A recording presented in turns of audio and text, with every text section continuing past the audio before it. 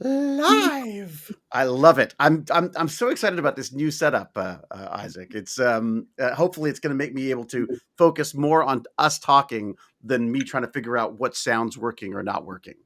It's it. You don't want to have to juggle audio visual stuff when you're doing a presentation, talking, anything like that. It just gets in the way. It's simplify as much as possible, and then hopefully AI will do the rest of it for us in another year or two. Yes, yes. Is this one of your? Well, let's start, Isaac. Perhaps if you wouldn't mind just sort of reintroducing yourself to everyone, although I'm sure everyone knows who you are.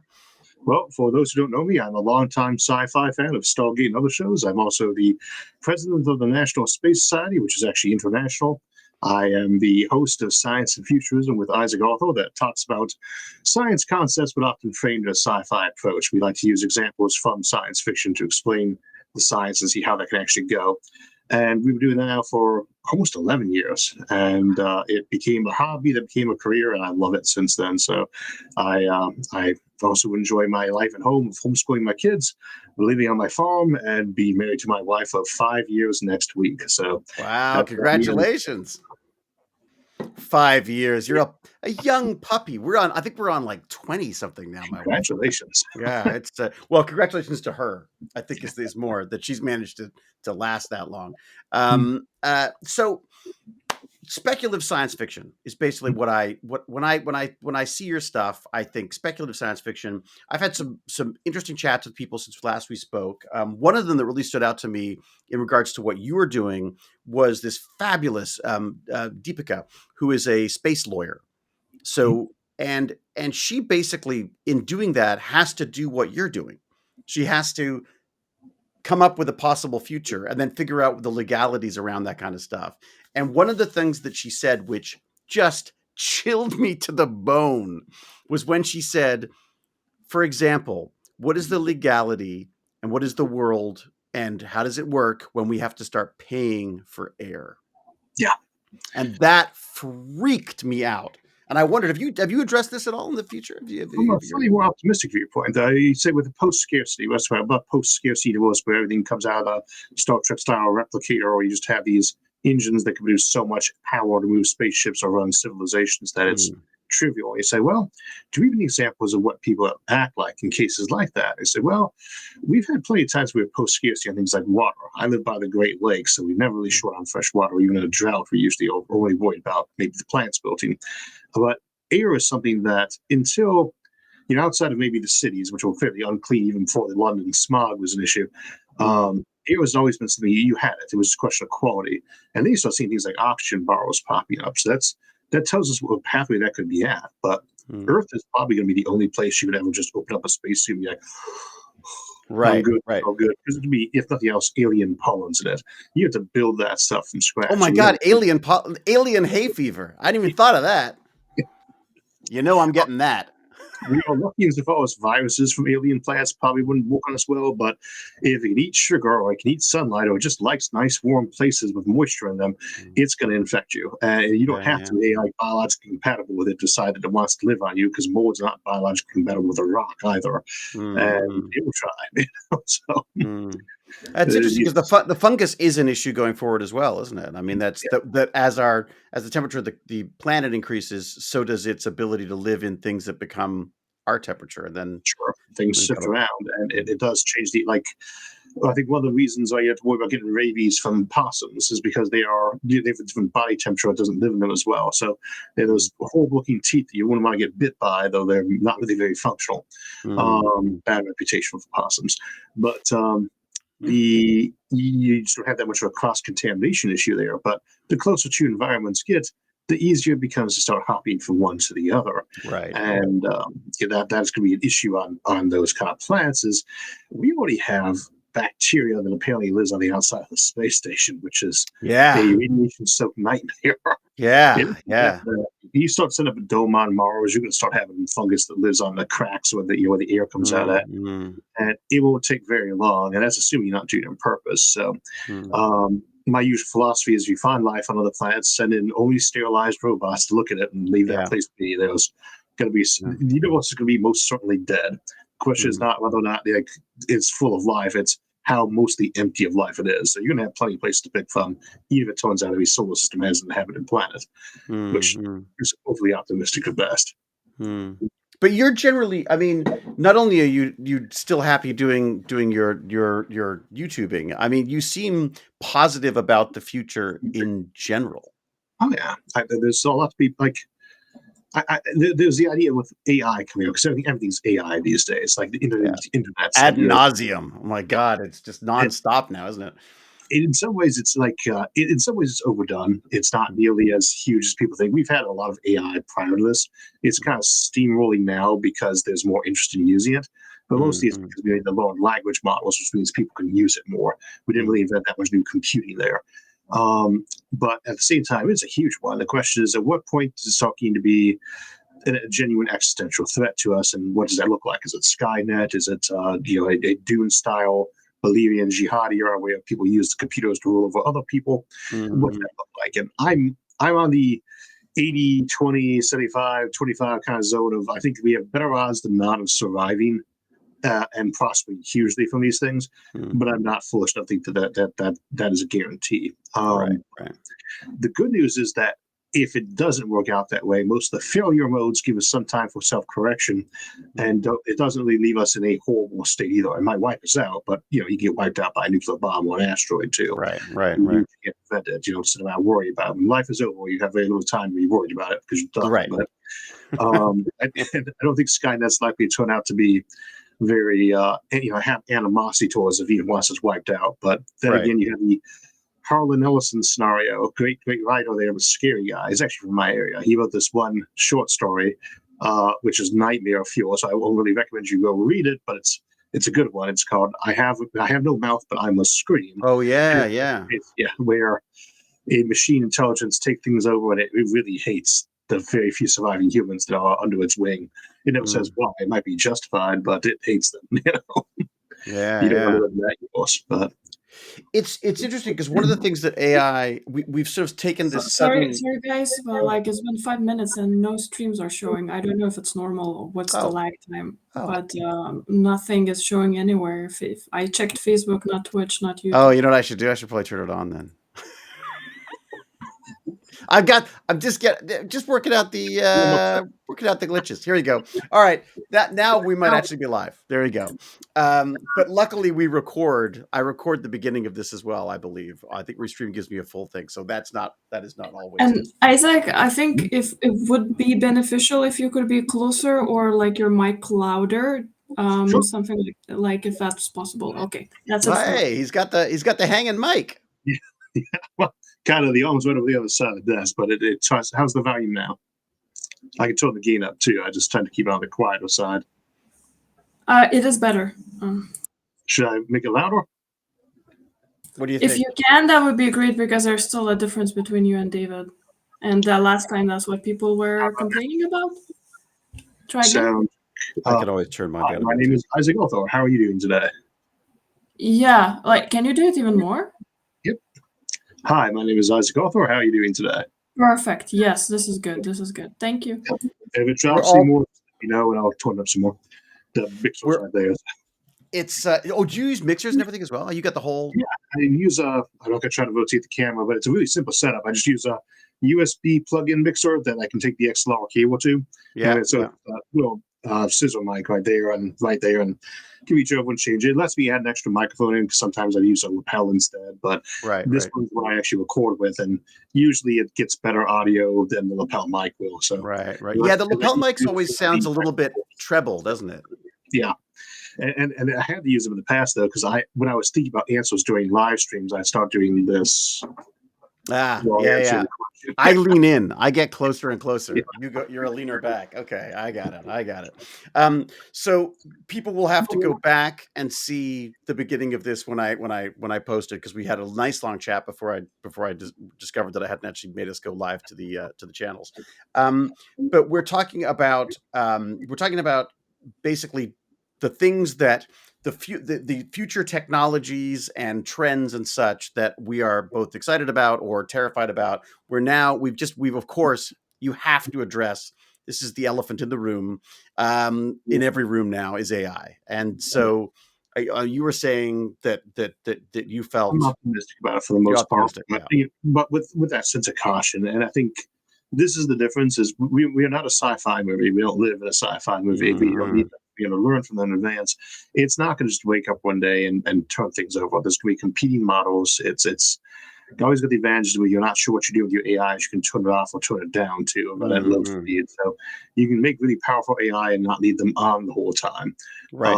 But right now, they also take a huge amount of power. So the idea was, well, I think this was the internet AI era issue, was the thing could just copy itself across the internet, so you couldn't hunt it down or get rid of it.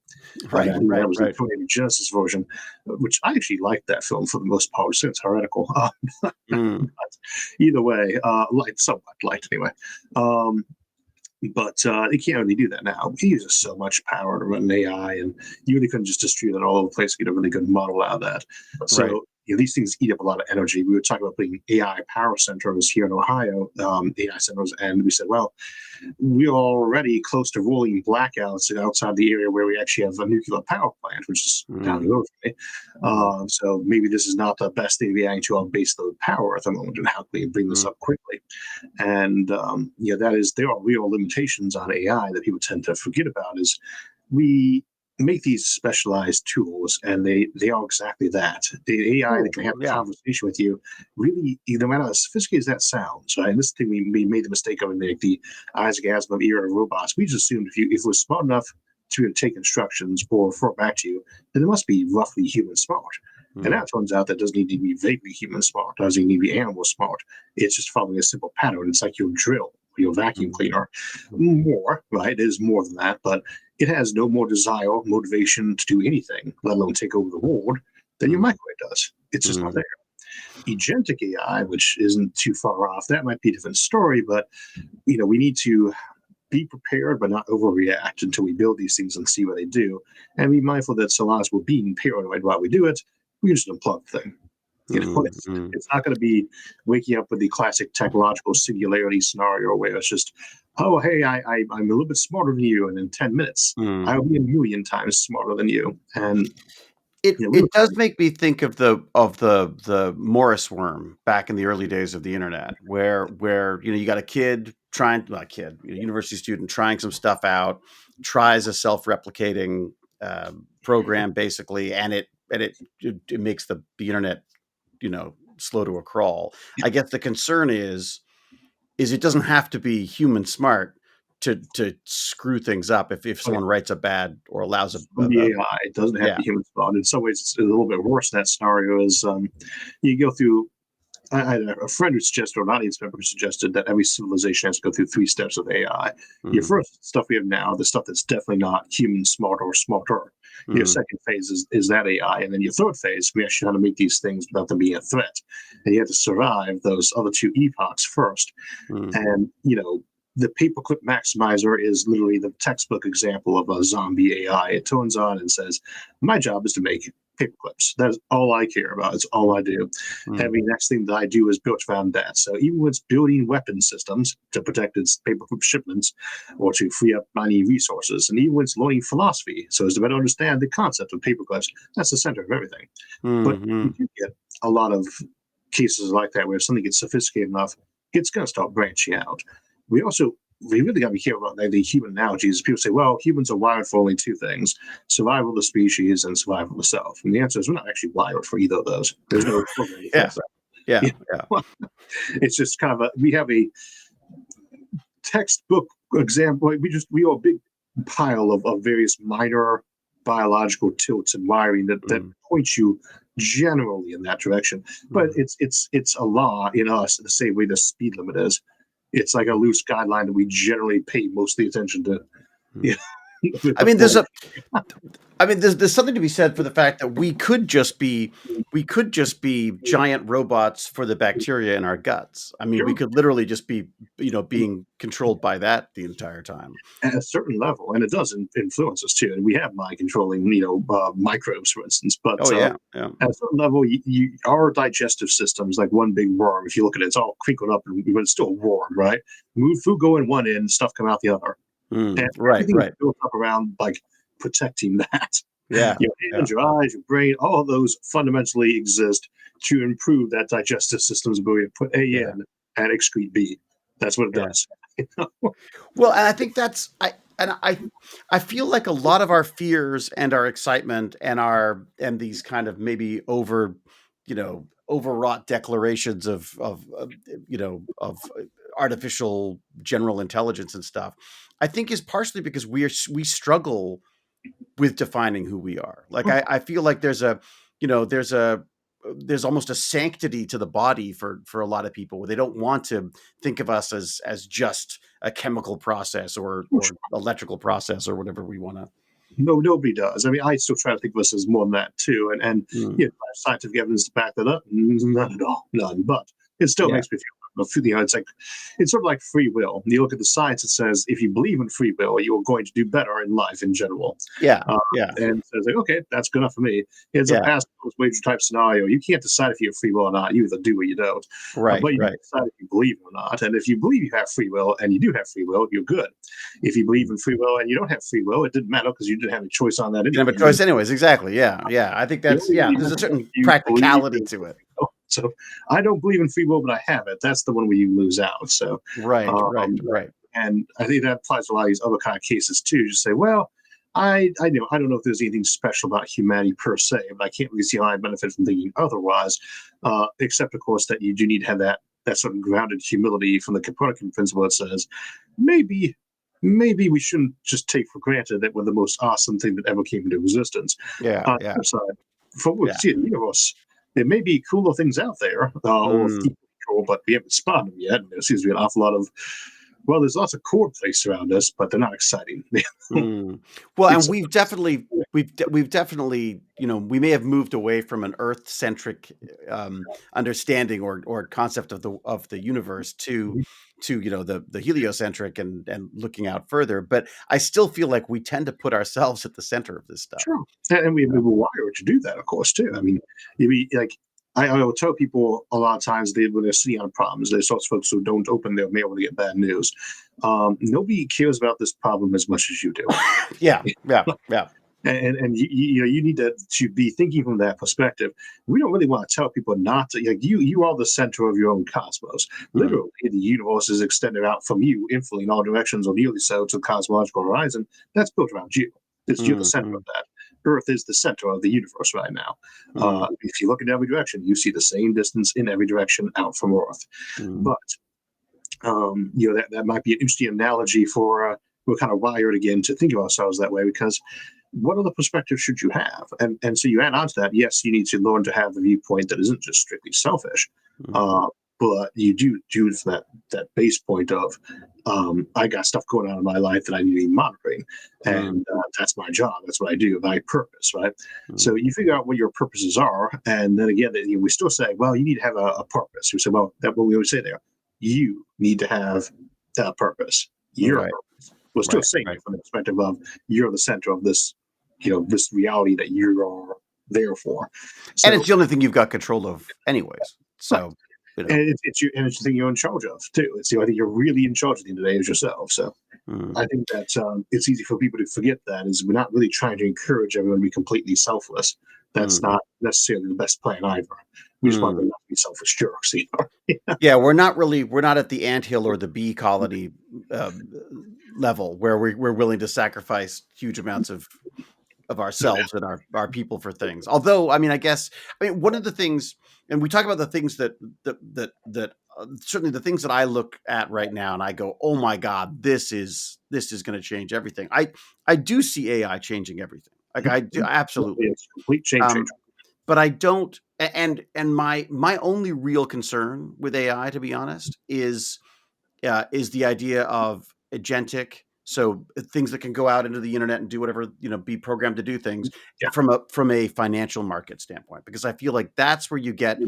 into psychobots, where Yeah. they go like, oh, you know what would be great now? A war. You know what I mean? Like, because that's going to increase the price of corn or whatever. What can we do for the Steelers? We would sell so much more metal right now if it was a war. Yeah, exactly. Yeah. Yeah. And again, that's exactly fine when you give it a motivation. And it's to some degree you want that motivation to be, so survival. Thankfully, you always end up there anyway, though, because you say you must make paper clips.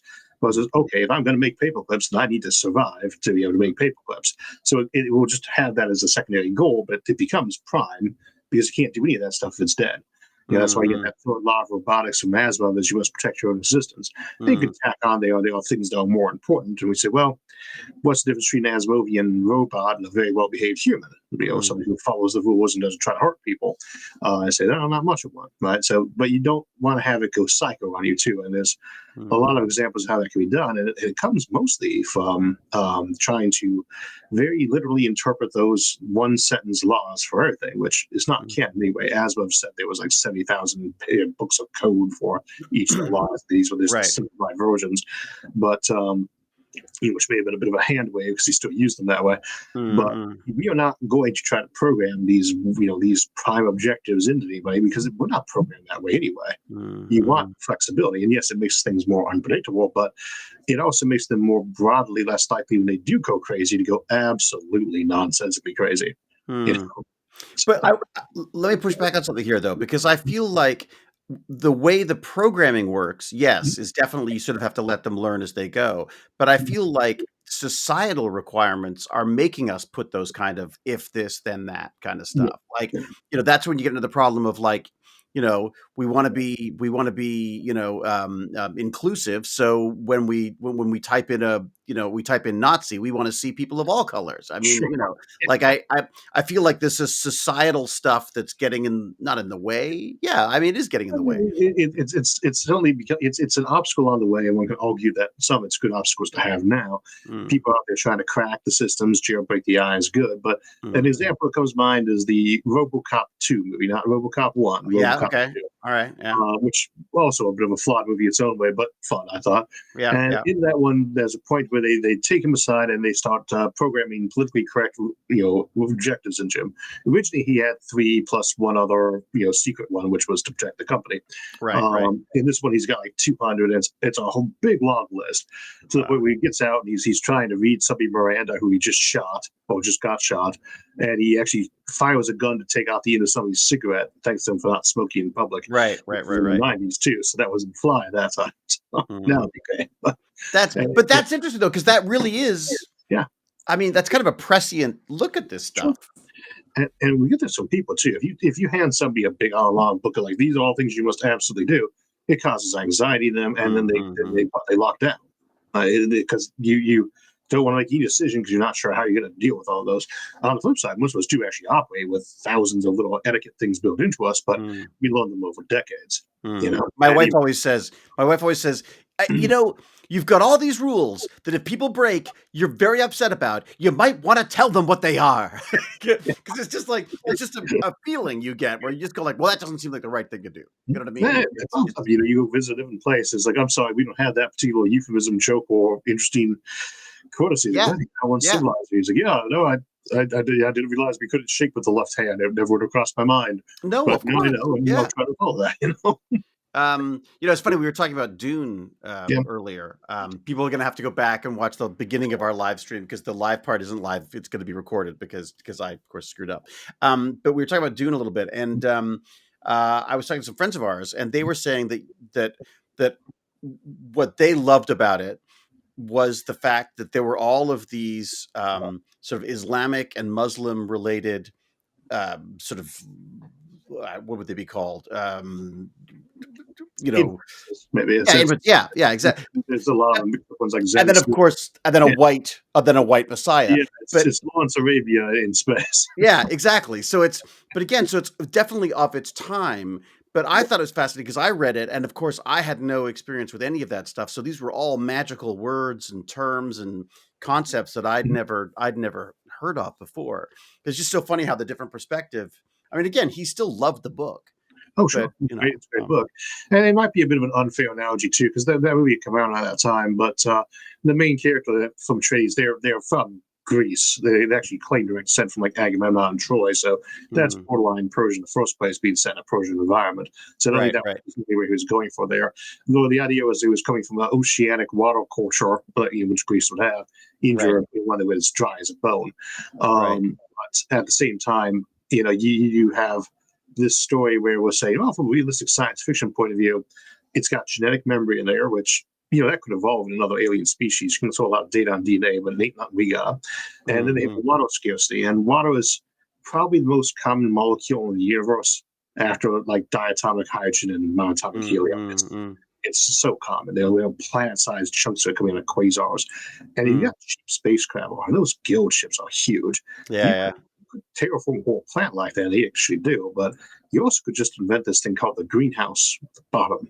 And when you're going to go ahead and terraform planets, they're all going to be like that. Dune is going to be more livable than most planets we terraform. And then when you're landing, you don't just build a dome over normal dirt. You line the bottom of that so you're not mixing soil and percolates and probably razor sharp regolith with your stuff. You're going to do that carefully in tanks.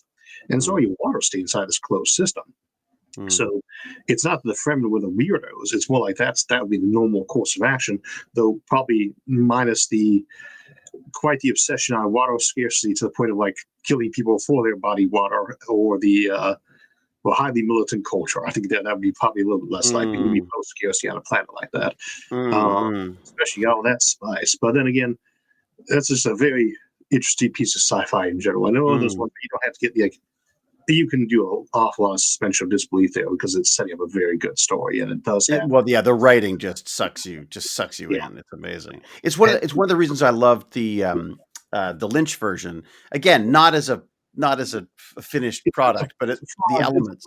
It's beautiful. I loved that it dealt with the navigators. That it dealt with the reason for the spice was that this allowed these creatures to transport people across the universe. Dune does something very few sci-fis really do, which is to give you something that's set in a distant future that feels like a distant future. You're dealing with humans, but they're different. They feel genuinely different. Like their motivations they're not inhuman, they're just tweaked. It feels like you're in a society that has really changed what its day-to-day motivations and purposes are. And that doesn't happen much. And so and I think that the thing that Lynch version had that really did make it pay off better than, for instance, the miniseries, which is more book accurate, to be honest. I haven't watched that one. Is that worth seeing? It is. The sequel, Children of Dune, is much better. They had a little bit better funny at that point in time too, but they did a better job casting. But it is good. It's just the thing is, what it lacks there is that it feels like you're dealing with regular humans from now. The whole thing, you're not feeling like you're dealing with people who just do not line up on the same motivational axes as you and I do. And Lynch, to his credit, he did pull that off in that film. You do feel like you're dealing with people who just don't look at the world the same way we do. Yeah, it's not just politics and people's belief systems. It was the whole structures of their society were completely different and completely counter to each other. I mean, it's fascinating. I mean, deep, broad fictional worlds is just a nice thing to have. Yeah. When it's funny because you seem to always come back to this sort of to a future where we have everything we need. Is that you think that's where technology is leading us now? I think it is. You have some limitations on that. So if you're not careful, I do not like Malthusian concept of us going into some kind of overpopulated cement nightmare world like we grew up on, basically like Blade Runner. I love that recent video, by the way. The Malthusian video you did was fantastic. Yeah. It was a fun one to do too. But we get this image of a world that is completely destroyed by us being overly growing. But I don't think that runs in our future. You can get there though. Like you would have a civilization that is post-scarcity, that's Star Trek utopia, and actually it's more technology that goes downhill just because they all try to do the ever smaller pie divisions.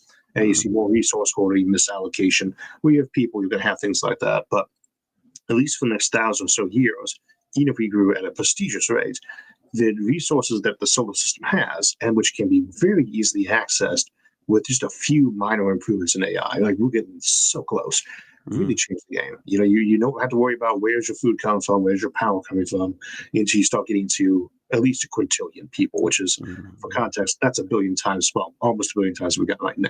And that's a lot of people. That's almost as many as the one planet per person kind of levels.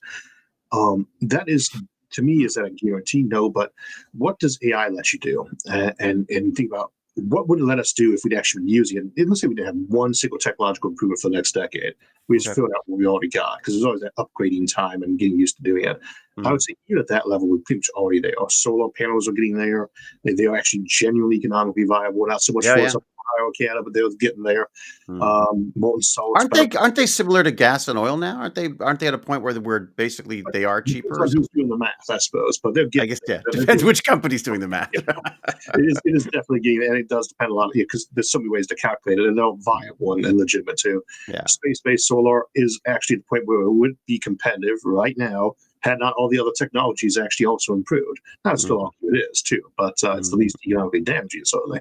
But you see, for nuclear is viable now, except of course these other things have improved so much that the others are all still in the race. And I say, well, that's blessed with options there. It's all good. Yeah. We need a little bit more time for that to start folding out. And we're not quite there, but we're so close. And then you think about the kind of jobs that AI is getting rid of, and it might be getting rid of my job, for instance, because they are getting very good at writing, doing all things like that. But at the same time, they also get rid of jobs that people don't want. Customer service. Nobody wants to be a customer service rep. Yeah. And that for a couple of days in college was of all the jobs I've had, which have all been getting blown up and shot at, the one I least liked was working in that consumer. Oh my God.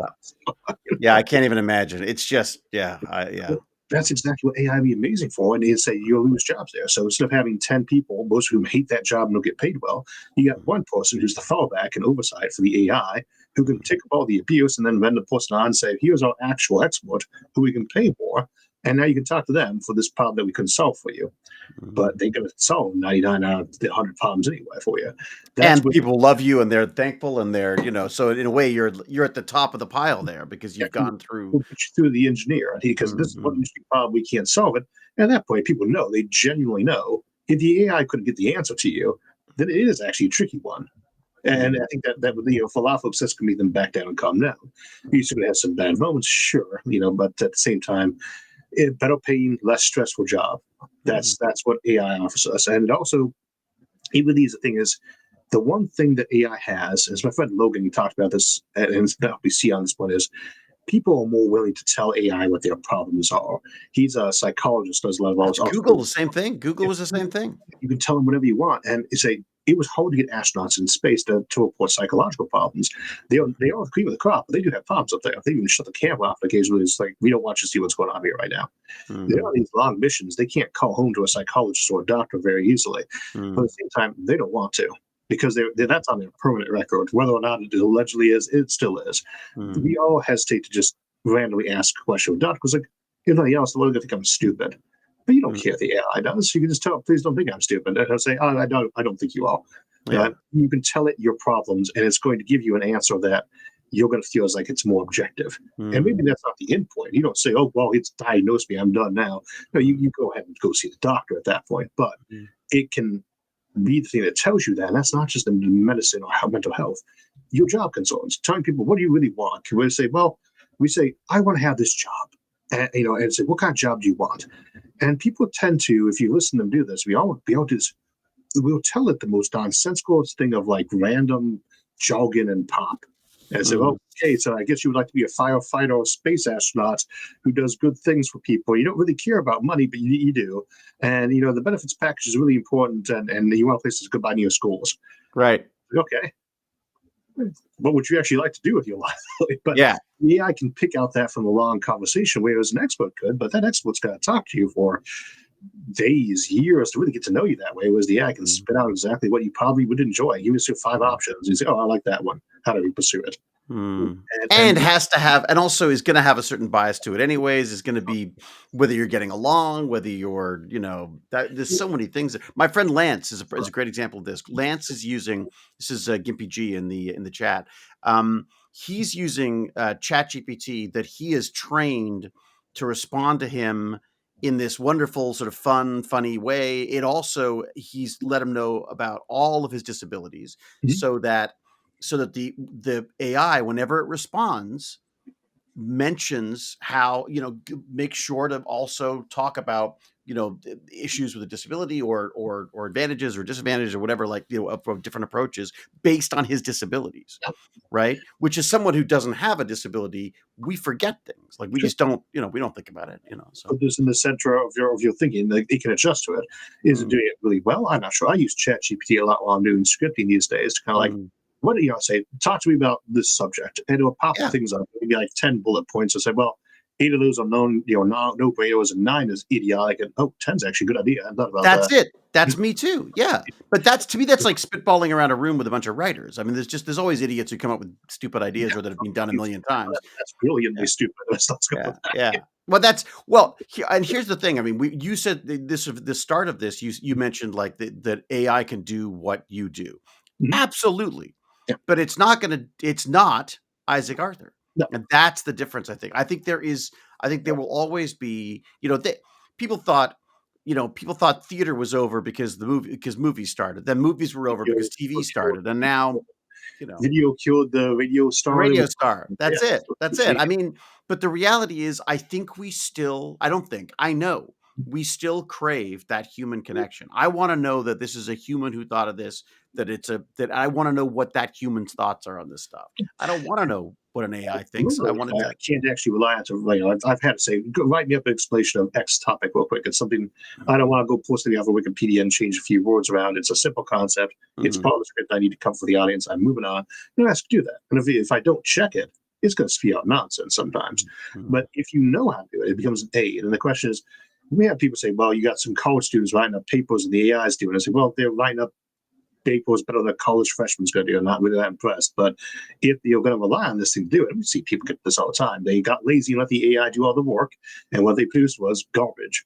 Yeah. If you're using it as a writing tool, same as if you're using Google, I think so people stop saying, the AI helped me write this. Just simply say, well, I didn't say AutoCorrect helped me write this either. I don't say Microsoft Word helped me write this. Yeah. I wrote this. Spell check didn't fix this for me. Yeah. It is more sophisticated, to be sure. But it can become a dangerous crutch. I have horrible spelling these days. Oh yeah.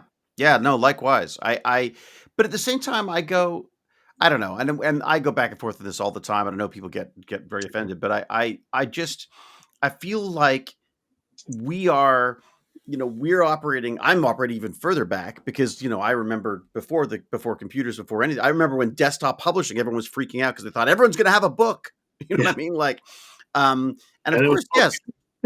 Yeah, there were a lot more books. Sure. There was a lot more crap, but not everyone wrote a book. It's not about, so it's one of those things that I like you say, I'm loving it as a tool. It lets me get my email of awesomeness out every week because it helps me organize. I am, what I'm like. I'm a bag of squirrels. Like I'm everywhere. So it helps me organize my thoughts. It and helps me focus on what I should be doing next and stuff. I mean, I definitely find it very, very useful. It's great for a quick reply. Like I can punch out a sentence or two on an email reply with all the concepts that need to be in there, and I just tell you, clean this up, and it will put something out there, and it still usually needs a tweak. But it's like, oh yeah, and it's like it's the I wouldn't say. You talk about my style, and maybe when it does, we're like, well, actually, that really was a better way to phrase that. But you're using this tool, and again, it's like every other tool, and say we have a history of doing this. In the 1900s, we thought, well, these machines are cutting holes in the side of mountains, like with John Henry and the steel driving man. Oh yeah, there you go. No one argues now whether or not can a human match a drill? And then from can this thing do a better job at playing chess than us? As well, of course it can. I don't care. It's and then go. I feel like we keep moving the goalposts though. Like I feel like as soon as AI was able to do something, they go, well, that's not AI. That's a positive man or a bicentennial man's got two different names for the story. It's this tale of a robot that's trying to become human as it gets more and more advanced. Like they keep moving the margin on it. And at some point, he actually has his own brain replaced to the organic one, just so he can really make that standard they put up there. He can't move that even one drop further. But we are potentially guilty of doing that, where we say, well, this is human because an AI or a machine can do it. But what it really is that anything that we do that can be made into a specific task at a relatively simplistic level, it can still be like, I can still do math very quickly. I'm still kind of proud of that. I still have my kids learn how to do that. I can't match a calculator. I never know to. My entire life, calculators have been dirt cheap and everywhere. So it's like I ever thought that my ability to do 9 times 9 times 9 was all that impressive compared to my computer. But we are at risk of having too many things that we remove that way. We also, with AI for now, though, we have to keep reminding ourselves it isn't actually doing anything that impressive. It just seems that way because language is our domain. It's predictive. It's just like your robot vacuum cleaner. Again, in the asthma era, you need to have a humanoid pushing a robot around. Although that's another example of a mistaken prediction I made. I had thought to myself, why would you ever have all these humanoid robots? We can make a purpose-built machine with a computer. And now they're revealing those new humanoid robots. Like, oh, that would be one way you would do it. It's not because you can't computerize every tool. It's because you want the robot to be able to easily mimic your own actions so you can teach it what to do easier. And that means you're having a platform that's close enough to human that it can mimic your actual actions and produce the effect that you want. So if you want to teach how to chop an onion, you get an onion chopper, and it's going to be about that robot is too, at chopping onions. But if you just want to teach your robot how to chop onions real quick, a general purpose humanoid robot can potentially be helpful. And I always thought that was not going to be the case. But I feel like that's like the early days of computers anyways, where we wanted a computer that could do everything. And then we realized that, well, yeah, you could get a computer to do everything okay, but the specialized, robotic systems or or computerized systems worked better, when they had a specific task. and it's the same thing with like people say, well, if we get nanobots working, everything will change. Say, well, if I want to melt some steel and into a gigantic structural support, I don't use nanobots for that. I'm going Mm-hmm. to build the machine that they're going to do that with. I'm going to use a big, thick kiln with very sturdy insulation, which you can't do with that nanobot. Right. It'd be a game changer, but for the most part, the other game changer the same way a humanoid robot might be a game changer. It's not that it's better at doing tasks than humans by all that much. It's that it can do pretty much any human task. Whereas, if you want to build a vehicle, you don't make a robot humanoid who can run faster. You put some wheels on that thing, or you put some wings on that thing, and that becomes that engine, right? I do still struggle with the humanoid robot. There was a video I saw recently, which I think I'm gonna talk about next week for my newsletter. It's about the idea that they've got these robotic cameramen. So they've got a rig that this thing holds and it walks around. And I just kept thinking like I suppose in certain situations, like maybe when it's running and you've got a bumpy surface or something, you could use that kind of stuff. It just makes more sense. Wheels just make sense. Yes. Like that's what I mean. Like I can see why. I mean, I can see the idea of having like some four-legged or tripod critter that very carefully is able to make that move motion. But sure. yeah, because camera's also one of those things we'll spend huge amounts of money. I don't think most people realize how expensive camera systems and cameramen are. It's not just a webcam. We get a $30 webcam. Well, not when you're trying to film some blockbuster. And that's really bad for those folks' backs too. Yeah. Oh, that's it. Oh, the weight of those things. I mean, the Steadicam shots and things are just. And again, that's the beauty of robots, right? Is it gets rid of dangerous, dirty, or repetitive. Dangerous, dirty, or a drone microphone. That'll probably be a thing if it is already. Because you got that guy who's got to hold that big boom mic over the Yes. you always get away that thing hit somebody in the head, and Yeah. that's something that drone might be very ideal at, assuming that it didn't mess things up simply by having its own wings and rotors. But we've got room for improving this very specific job, and it is a high skill job in many ways. But you think this is something that we can absolutely roboticize. Whether or not we need to is a good question, because do we have 100 people who know this job, or do we have 1,000? Do we have a million? I guess it's probably somewhere around 1,000, and that doesn't necessarily require robots yet. But it's a one thing at a time thing, and it's finding out what people want to do with these. But we're getting there, And so far, it's a super technological disruption. It's always going to be bad for somebody. And as I like to remind people with computers, the very first job they replaced wasn't factory workers; it was computer. That was a job title. Yeah. Like the 40s and 30s. Yeah, mostly women working at NASA and stuff at the time, right? And say that was a job title. I mean, the Harvard computers, that were the ladies' names, and they did so much of the work on all the astronomy, and that job went away completely. We just didn't need it anymore. It did take some time in terms of how it changed, but it's not the only one that gets replaced. These things do get replaced, and it's not just the people with the crap jobs. Sometimes it's jobs people quite enjoy doing, which sometimes are also crappy jobs. But the idea is that some new option arises, but that isn't an infinite game. At some point in time, you do actually run out of new things. You don't need to provide 3 or 4 times as much food to a person to make them happy. They have some content or satiation level. I don't think humans are an endless, we always want more, need more. I don't think that's quite how we work. I think there are some humans who feel that way, perhaps. But a lot of times that's pathological, and we have to remind ourselves that when people have, like, you got some kid who's always overeating, it might be because they felt very starved as a kid. You went back to the foster care system, for instance. And that is something that a high-tech civilization might be able to treat easier, because when you got AI talking to kids all day long since they're a little kid, you got quite a long list of very detailed, accurate, and probably semi-objective, at least, details of what their issues are. That allows you to diagnose and treat things much easier. And you don't just get better at raw technology like bigger screens, bigger Starship drives, bigger reactors. You get better at doing psychology, sociology, and those other things, in theory, anyway. And so civilization might get to the point where they really don't have a lot of that behavior where it gets excessive all the time. Whereas in many ways, it's not that we keep increasing demand from nowhere. It's that there are all these things that we just learn to tuck, we just don't suck it up. There's no solution to this. I have air filters all over my house these days. When I was a kid, that just didn't exist. Right? You put up allergies your entire life. So bottled water was a mystery to me when that first came out. I was like, who would pay for water?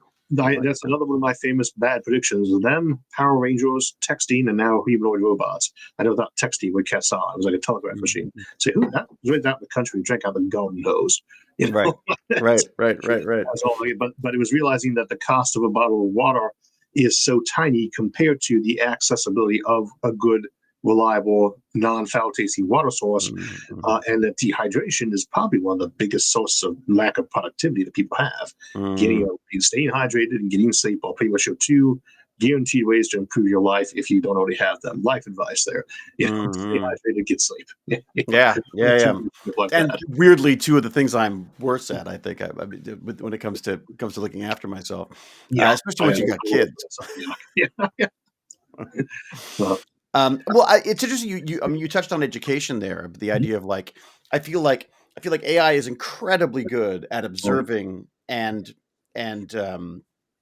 documenting things.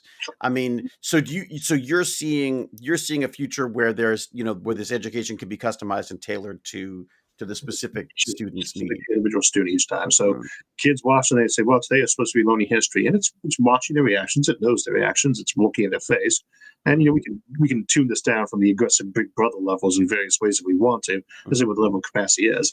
So it pays attention, knows the kid's bored. The kids are not very good at faking a lack of boredom in the first place. That's got some really obvious biometric signs. So they're not paying attention. It says, well, this kid's not responding very well to the story of Abigail Adams and John Adams. So maybe we'll switch to a different founding father, or maybe we'll talk about Alexander the Great for a little bit, or maybe we'll just switch over to math for a while. Or we'll say, well, maybe I can actually change this generative content on the spot from this huge, long, the books and books and books on this guy's life. And I really only need them to know like 1 or 2 paragraphs of their existence anyway. So I would just change the entire presentation style on the fly. Or maybe it goes to, we got 10 different lecturers who gave great talks, or great kids level talks on John Adams. And we're going to switch over the one that we think he's going to respond better to. And then we're going to, so instead of having 1,000 teachers teach it, you have the best 10. And it pulls up that video file. And there's a really hard case that it recommends it up to the next higher level of awareness, which might be another smarter AI or a human, right? But it's still, it's flagging that right away. It knows the kid is bored, it knows not receiving them. And it can ask little questions that goes along. It can calibrate a test instantly and just say, no, what was the most interesting part of that to them? What's still fresh in their head? As opposed to what year did this happen in, which, to be honest, doesn't really matter. It's a fact. We're not really trying to aim kids in the direction where they just memorize facts that much. But that is the way that learning takes place with kids. And we all have to absorb so much information these days. Like we made an art form how to skim an article fast. We all had to learn this. The guy got the news coming out from the zoo, and you got to scan through it to stay up with whatever. I call it's like sipping from a fire hose. It's insane. And as we all learn to do, it's like, well, you got these clickbait articles, and what do you do? The first thing, you have somebody who does clickbait, you stop following them because this is a damaged source of information for me. Right. You'll have to fast scroll through all the stuff, and see who's burying their leads where at the end, and that is a very different format. Sometimes you want to listen to people, like what we're doing right now, roll back my own episodes. That's not meant to be a 30-second insert of information in someone's head. It's not what our audience is looking for while they're at this platform. But when you want to find out what's going on with the markets right now, you don't want to have somebody spend 10 minutes telling you whether the Dow is up or not. You want to say the number. Right, right. That's Well, and but that's the algorithm thing too, isn't it? It's the idea that a lot of these are they've now the format now is that you need to waste as much time before you get to your solution so that you get better. I mean, more yeah, ads, that's more ad space. Yeah. yeah. I mean, there was a fascinating is it Tim Berners-Lee was talking about the idea of algorithms, and he was saying, why don't we control those algorithms? Why are we allowing companies to provide us with the information that they think we want, and of course the information they want us to have? Why don't we have our own algorithms? Why aren't we creating these things ourselves? And we might get there too. At the moment, there's no really the motivation to individually tailor the algorithms to us, but then there Yeah. was a market for it, so it could happen. Mhm. And it's the ad blocker versus ad blocker avoider Yeah. methodology Yeah. that Yeah. is Exactly. a Yeah. race there all the time too.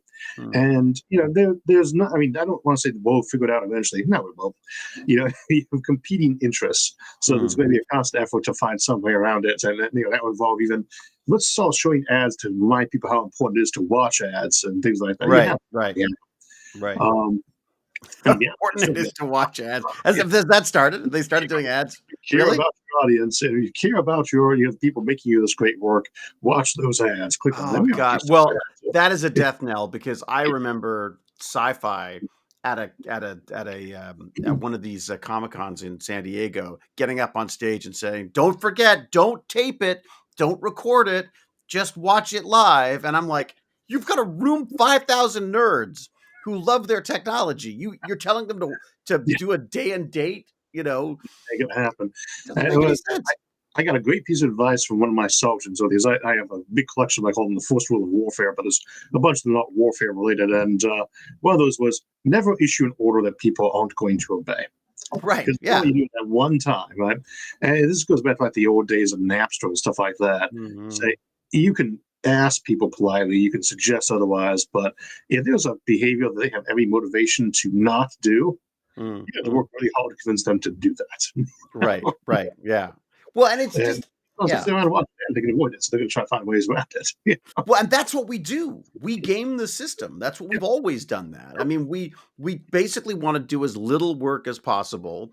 And, one of the things I love about AI now is that it allows me to write those little scripts Yeah. that are actually useful. Where it used to be like, ah, you know what, I'll cut and paste this 100 things because it's Yeah. just faster to do it. Now it's not. Now it's faster to get, They a create little something. Python program to do it for you. Yeah. It's Um, great for that role because it makes it easier for you to do stuff that might be repetitive. But I yeah. mean, it is we have this tendency to approach the future as a scary future thing that might happen, and it's easy to forget all the benefits we get along the way, minor Mhm. tiny ones. That is one of them. We like Facebook because it's so much easier to pick up the phone. It's Yeah. my other big mess up was we like texting because it's so much better than having to pick up the phone too. You Yeah. can Yeah. spend 20 minutes talking to someone about the weather, but all you want to know is whether they were coming to the party tomorrow or something like Yeah, your that. kids aren't calling you. Your kids are texting you. I guarantee. Like, I mean, that's mine doesn't. It's when I call him. There's this kind of like, yeah, like it's kind of like who died. You know what I mean? Like it's. You have to find ways to manage your time effectively. That's one of the ways we do it. It's not like we don't enjoy conversations. When my friends call, I always answer. I'm very bad about calling them though. I almost Mm, never think to email or call somebody first. And part of it's because it's a time constraint thing. And it's people don't want to work at things they don't enjoy, and they shouldn't. And they may mm, be happy, but they shouldn't want to. So you mm, try to set yourself up to either enjoy, and you can make yourself enjoy things you don't necessarily have to, or you try mm, to find ways to squeeze those out. And one thing I do with my own work, because I'm a monomaniac about work, I'm going to work at stuff anyway. I pick mm, things like look at, and then I find ways to speed up whatever I'm actually doing. And it lets me claw back little bits of time. It's one way I can produce an episode in a week and then some. It's you mm, find it, you improve it, you change it around, and if you can't, then you dump it in favor of some other alternative. yeah, And yeah. that's what we should be doing because that's what actually improves the human condition. Finding Mm, ways to grow this food faster than poking holes in the ground with a little stick that you found. Yeah. mm. Well, But once you've solved those things, though, unfortunately that's when the inertia kicks in again, and you're like, I don't want to change it because it's oh, good enough working. and a lot of Um, times it's true. Upgrading is, we've all been through upgrades that were, you recognize the product really had things that were better, yeah. but the learning curve is like, this Oh is, my you know, gosh. Yeah. Mm, it's going to be, you say, do I really need to do this upgrade? And that is one of the things going on right now with technology. We are 20 mm, years ahead of whatever people actually generally use just because it's mhm. such a slow thing. I got folks who are trying to talk about using like Google Docs back in the day, and then it's like, oh, I don't want to do that. And it's like, well, 20 years later, they use it just fine. Would have been easier to make the conversion then. Then I come back around and say, well, I wasn't sure it was going to stick around then. That's Yeah. the point. Well, it's funny. It's like the people who have so many problems with the AI stuff who are using, Grammarly or spell check and stuff. I mean, it's it's or privacy, and they're walking around with a phone. Yeah. How do you feel about that? Actually, that's another one of my things is I feel we're going to live in a post privacy world. I don't Sure. think there's going to be. And there's many ways that could happen. David Brin writes some good stuff on that, so does Ian Banks. But Ian and Banks, yeah. But it's a little scary at times. Yeah. And say to some degree that's true, but I think what we're going to have is a switch to the place where it's no longer about what you can download, but what you can upload, because AI can also detect things like that. So you put that picture of yourself and your friends on the beach, and someone complains about being photobombed, which generally doesn't happen. But say, hey, in that background, that's that I'm in your photo. I don't want to be in your photo, especially because I got a stupid look on my face right now. Right. And so that's where the AI comes in. It instantly scans all the photographs for people and says, there's a recognizable face from my database. And they're saying, remove me from anything without it being there. It just blends over or blows that spot.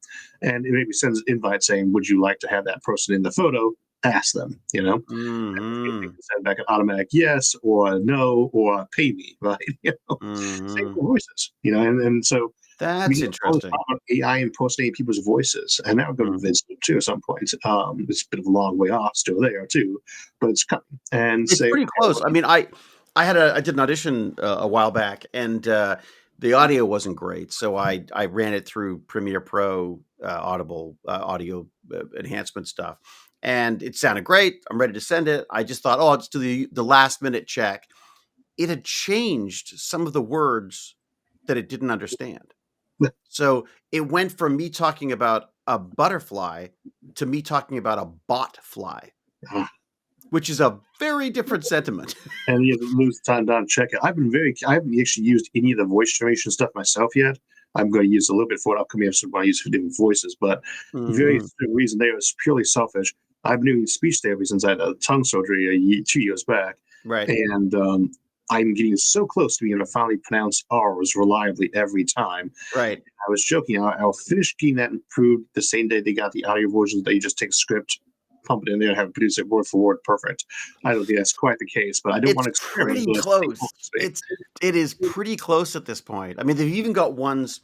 There was one that they were testing on Twit the other day, which took like tech support and removed the accents if they were coming from other countries. Yeah. So they still sounded like them, but it just took the more difficult for the North Americans to understand parts of the thing, and it sucked. But from a conceptual standpoint, I was like, ooh, that's pretty good. But the replacement of the words in my audition were perfect. I would not have told the difference between myself. We'll get there, even if it isn't. For some things, I mean, as I say, I know it's going to get to the point where we can just replicate my voice perfectly for you and without mistakes. It would do it better than I would say it. But again, for me personally, I want to meet that motivation to finish improving myself before I actually dump in that technology. Yeah. That goal. But then we talked like 20, 30 years ago, people say we need to standardize language. Maybe we have some language everybody speaks. Say, no, we don't need to, because just talk to somebody in a different language and the AI is going to live time fix it up for you. And that will get to the point where it can live time do the video to make it look like you were going. Yeah. Yeah. In fact, Hollywood's looking into that too, right? Because they want to just be able to dub voices without having. And that takes a little bit more time because you got like I think of Henry Cavill from the Justice Bad mustache. Yeah, the bad mustache. Yeah. That's artificially bad looking. But then again, you look at what was it? What was the other one? Not Den of Thieves. It was the one. God, it was like some big zombie. I can't remember. It wasn't particularly. It was a Zack Snyder zombie film, and they had an actor in it who got caught doing something terrible or whatever, or saying something terrible, and so they removed him from the film and put in a female comedian instead. And I would never have known if someone hadn't told me afterward. Never known. Is an area that's only going to get better and better too. And I think about I've forgotten his name for the moment. He did Gollum in in Lord of the Rings. Actually, Mm. audiobooks for him too. Yeah. What was it? The guy who I think he didn't play Darth Maul. I've worked with him. I should know this. He Yeah. did the He was other. Gollum. He was Rise of Oh, the Apes. um, And I've forgotten his name because I'm yeah, old. I was going to say This Darth is Plagueis, but he turned out not to be Darth Plagueis. Snoke right. from Star Wars. Andy Serkis. Andy There you Serkis. go. Andy That's it. Andy Serkis. And Serkis. he's a great. This is terrible. Look, you have an excuse. I freaking worked with him. I should know this. You know, I'm suspicious he comes off as a very nice guy because he does his he's book. great. He's great, and he transformed motion capture into performance capture. And he's an artist at what he does, and that has improved a lot since then. But there's a lot of things. His early work is still better than most people's work 10 years later with more technology, and it comes off that way too. But I also say, look at the Jurassic World films. Yeah. Look at Jurassic Park and those. They didn't have the technology we had now, but they worked around them in such a beautiful way that the the effects are beautiful. Quality work shines through. You could go back and watch films. I mean, we're talking about Blade Runner. It's still got some amazing shots in that. Or even, was it Forbidden Planet from the 1950s? Yeah. With Leslie Nielsen before he became a comedian. That movie still holds up. They remastered some of the visual effects. In fact, or Star Wars, they're still good watchable films. I mean, Casablanca. You don't need it to be that visually awesome, impressive. And of course, they were going to make it now. There'd be explosions every 5 seconds, which I enjoy a Michael Bay movie sometimes too. Oh yeah. I mean, sometimes you just want to eat the sugary treats, right? I mean, that's what it's like popcorn. It's but yes, you also sometimes you want the meat and potatoes. You want something that's gonna engage. You're gonna make you think. I would say that there's a concern that a lot of the AI stuff is going to remove all that kind of stuff. But I would remind people is for any of these things, it's not like that threat's not there. It's that you can actually have an artist have their work improved by working with the AI too. And again, you and I were just talking about we use it. We were doing this stuff professionally beforehand. We use it, and I feel like it improves our work. I don't use it because it saves me that much time. It's nice for having not spend time trying to go back and find spelling errors in a sentence, but it's not that. That's not the point. I'm using it a lot for research now with like Perplex. I've switched to Perplex. I mean, because I don't want to pay for two. I love ChatGPT, and I felt that ChatGPT had sort of got a voice and was responding the way I wanted to. So of course I had to screw that up by then going to Perplexity, paying for that instead because I love its citations. It doesn't seem to make up citations, whereas ChatGPT was making up citations. We talk about things where I know it enough that I will spot the errors and go back and get them because you don't want to have an error on there. So if I can, it can still show you the calculation. So I use ChatGPT. I was using Midjourney for a while for some stuff I didn't like the art it was producing. Oh, I love Midjourney. Midjourney's to me, that's it's like a playground. It is exactly that way. It's a playground that once produced a 6-figure person on one of my episodes. It's an AI. You have to watch what's doing, and images are harder to catch an error. I'm also been playing with a lot of the text to video or image to video as well, which is absolutely fascinating. I feel like, again, I see these things that they call AI short films, and I'm like, it's not an AI short film. That is a collage of things you cut together to try to work around the limitations of the technology. That is not, you're being led by the nose by the technology, not by the tool instead of the story. Now, when we start seeing stuff that AI is their background generators and they draw on top of it. And it's not that much different than using a background that passed through like a matte painting of film. Oh, that's interesting. Really? So they take it, they start working on it, and they say, do this basic line now, go change it. And so it's just a way to get the canvas started, get some of the basic stuff out of the way, because they don't feel like drawing clouds for the 5 millionth time their existence. Right. They were doing it even before the AI. I'll just grab these existing objects and assets and see a lot of spaceships that look the same, and that's fine because you don't really need them to look that much different. Well, and Michelangelo, had people working for him. They would do the rough shapes and he'd go in and do the details. And, Hans Zimmer has people working for him doing the music and he comes in and oversees. And that's just an automation process, right? You're trying to make a product, and if we say, well, it's just an AI touching, it's not good. But, and again, we were talking about privacy with AI. That's a good example of how we can do that, though, because the same thing can model people's skills. You can go back through and say, you rapidly ripped some stuff off there. It's a warning on you. Or we can go back through and say, remove my voice from that. Say, well, that's an AI generated voice. It just sounds a lot like you. Mm-hmm. Well, it can do that, or can find that. Mm. Those are the options that it does give us for helping out privacy. But is it going to be a nonstop battle to keep that? Absolutely. Are there people who have motivations to steal our privacy? Mm. Yes.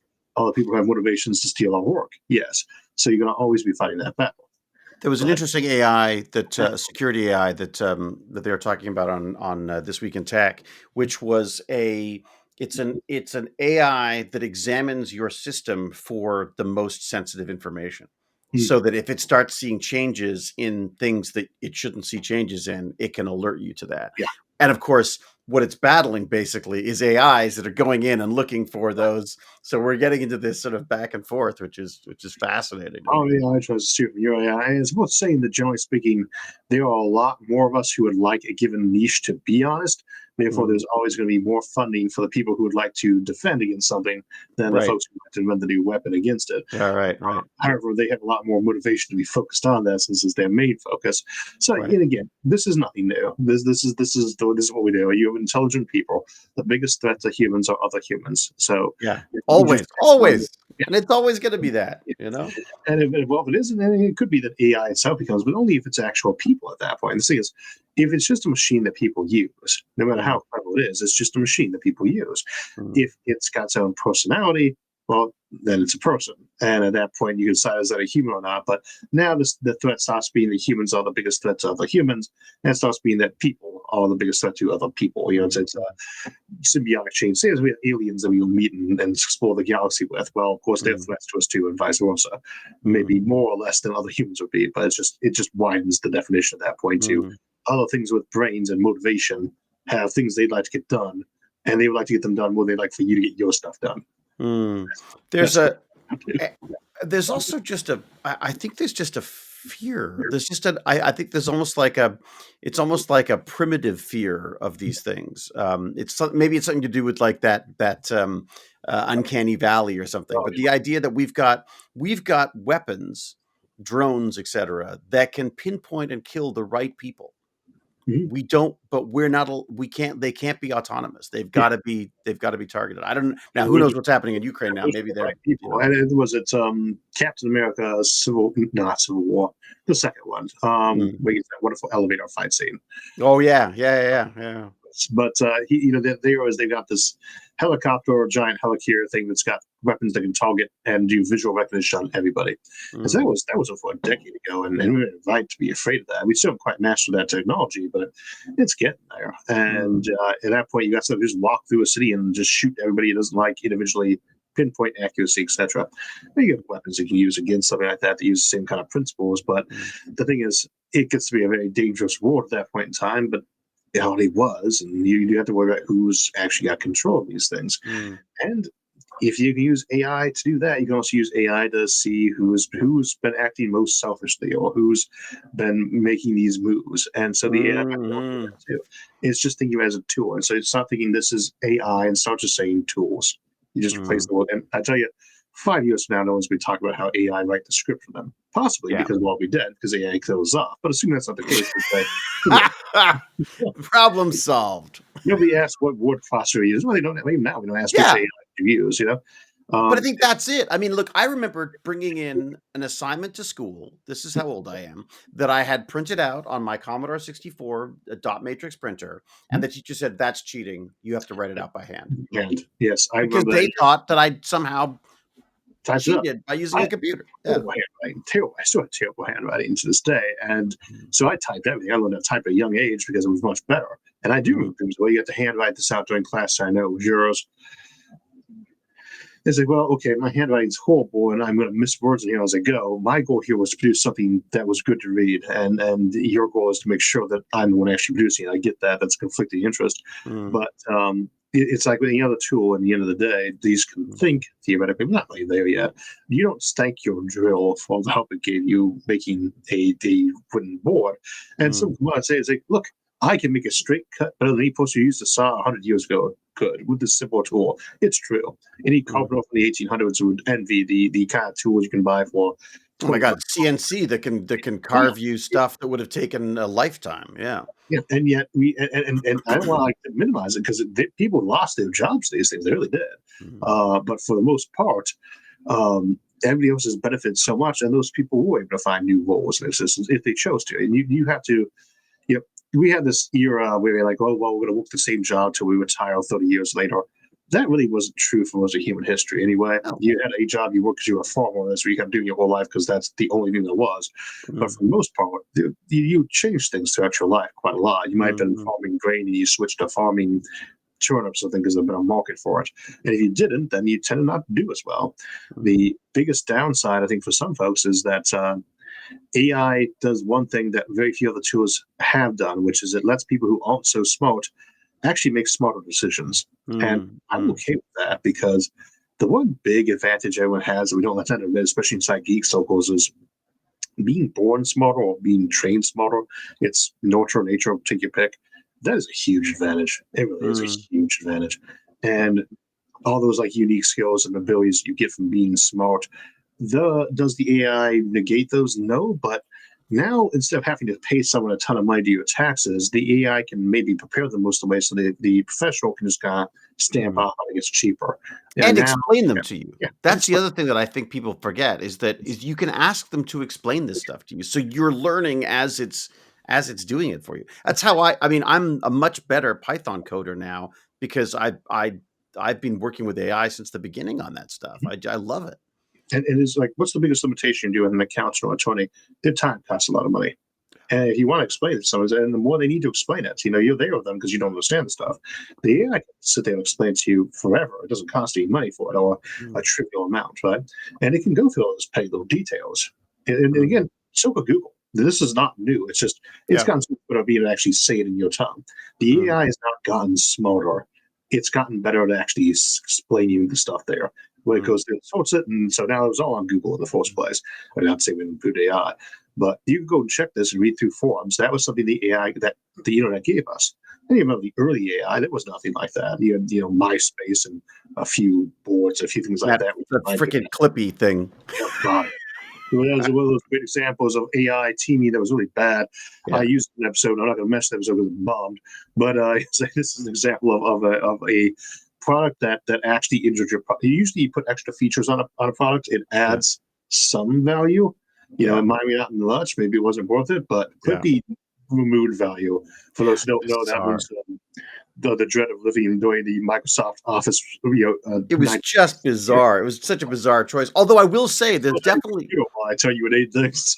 there's definitely a clippy quality to some of this AI integration now, though. Like, I feel like, "Stop asking me questions. I just, just trying to do something. No, I don't want you to write my email. I'm writing my email." Like, you know what I mean? Like, I just uh, paste mine over into ChatGPT and say clean this up and then paste it back because I don't want any of the tools in my email directly. I don't want yeah. my Word document I'm writing. I want to be able to paste over and then take it somewhere else. Now, Mm, I'm sure that's some unnecessary step that will change at some point, but the moment it feels too clunky, a little bit too, I don't want to say intrusive because that's kind of its job at that point. It's kind of like having an overly enthusiastic intern staring over your yeah. shoulder. Yeah. "Can I help? Can I help? What are you doing? What do you" Yeah, it definitely feels Yeah, a bit like that sometimes. now you may help go take this paragraph, fix all the Yeah. typos in it, and see if you can remove some of these superfluous Do comments. the boring stuff, yeah.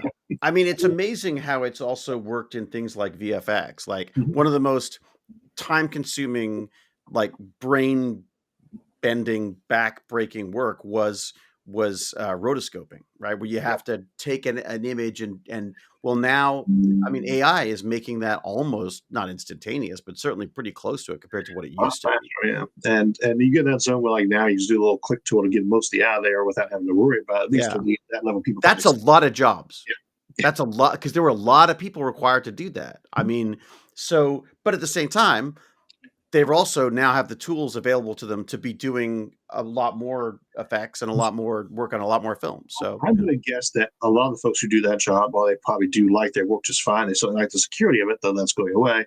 Then a lot of them would be happy with some of the job anyway. So the ones who aren't, we're still going to have a job anyway because you still need some folks, overseeing it. And again, they do have the option to do more.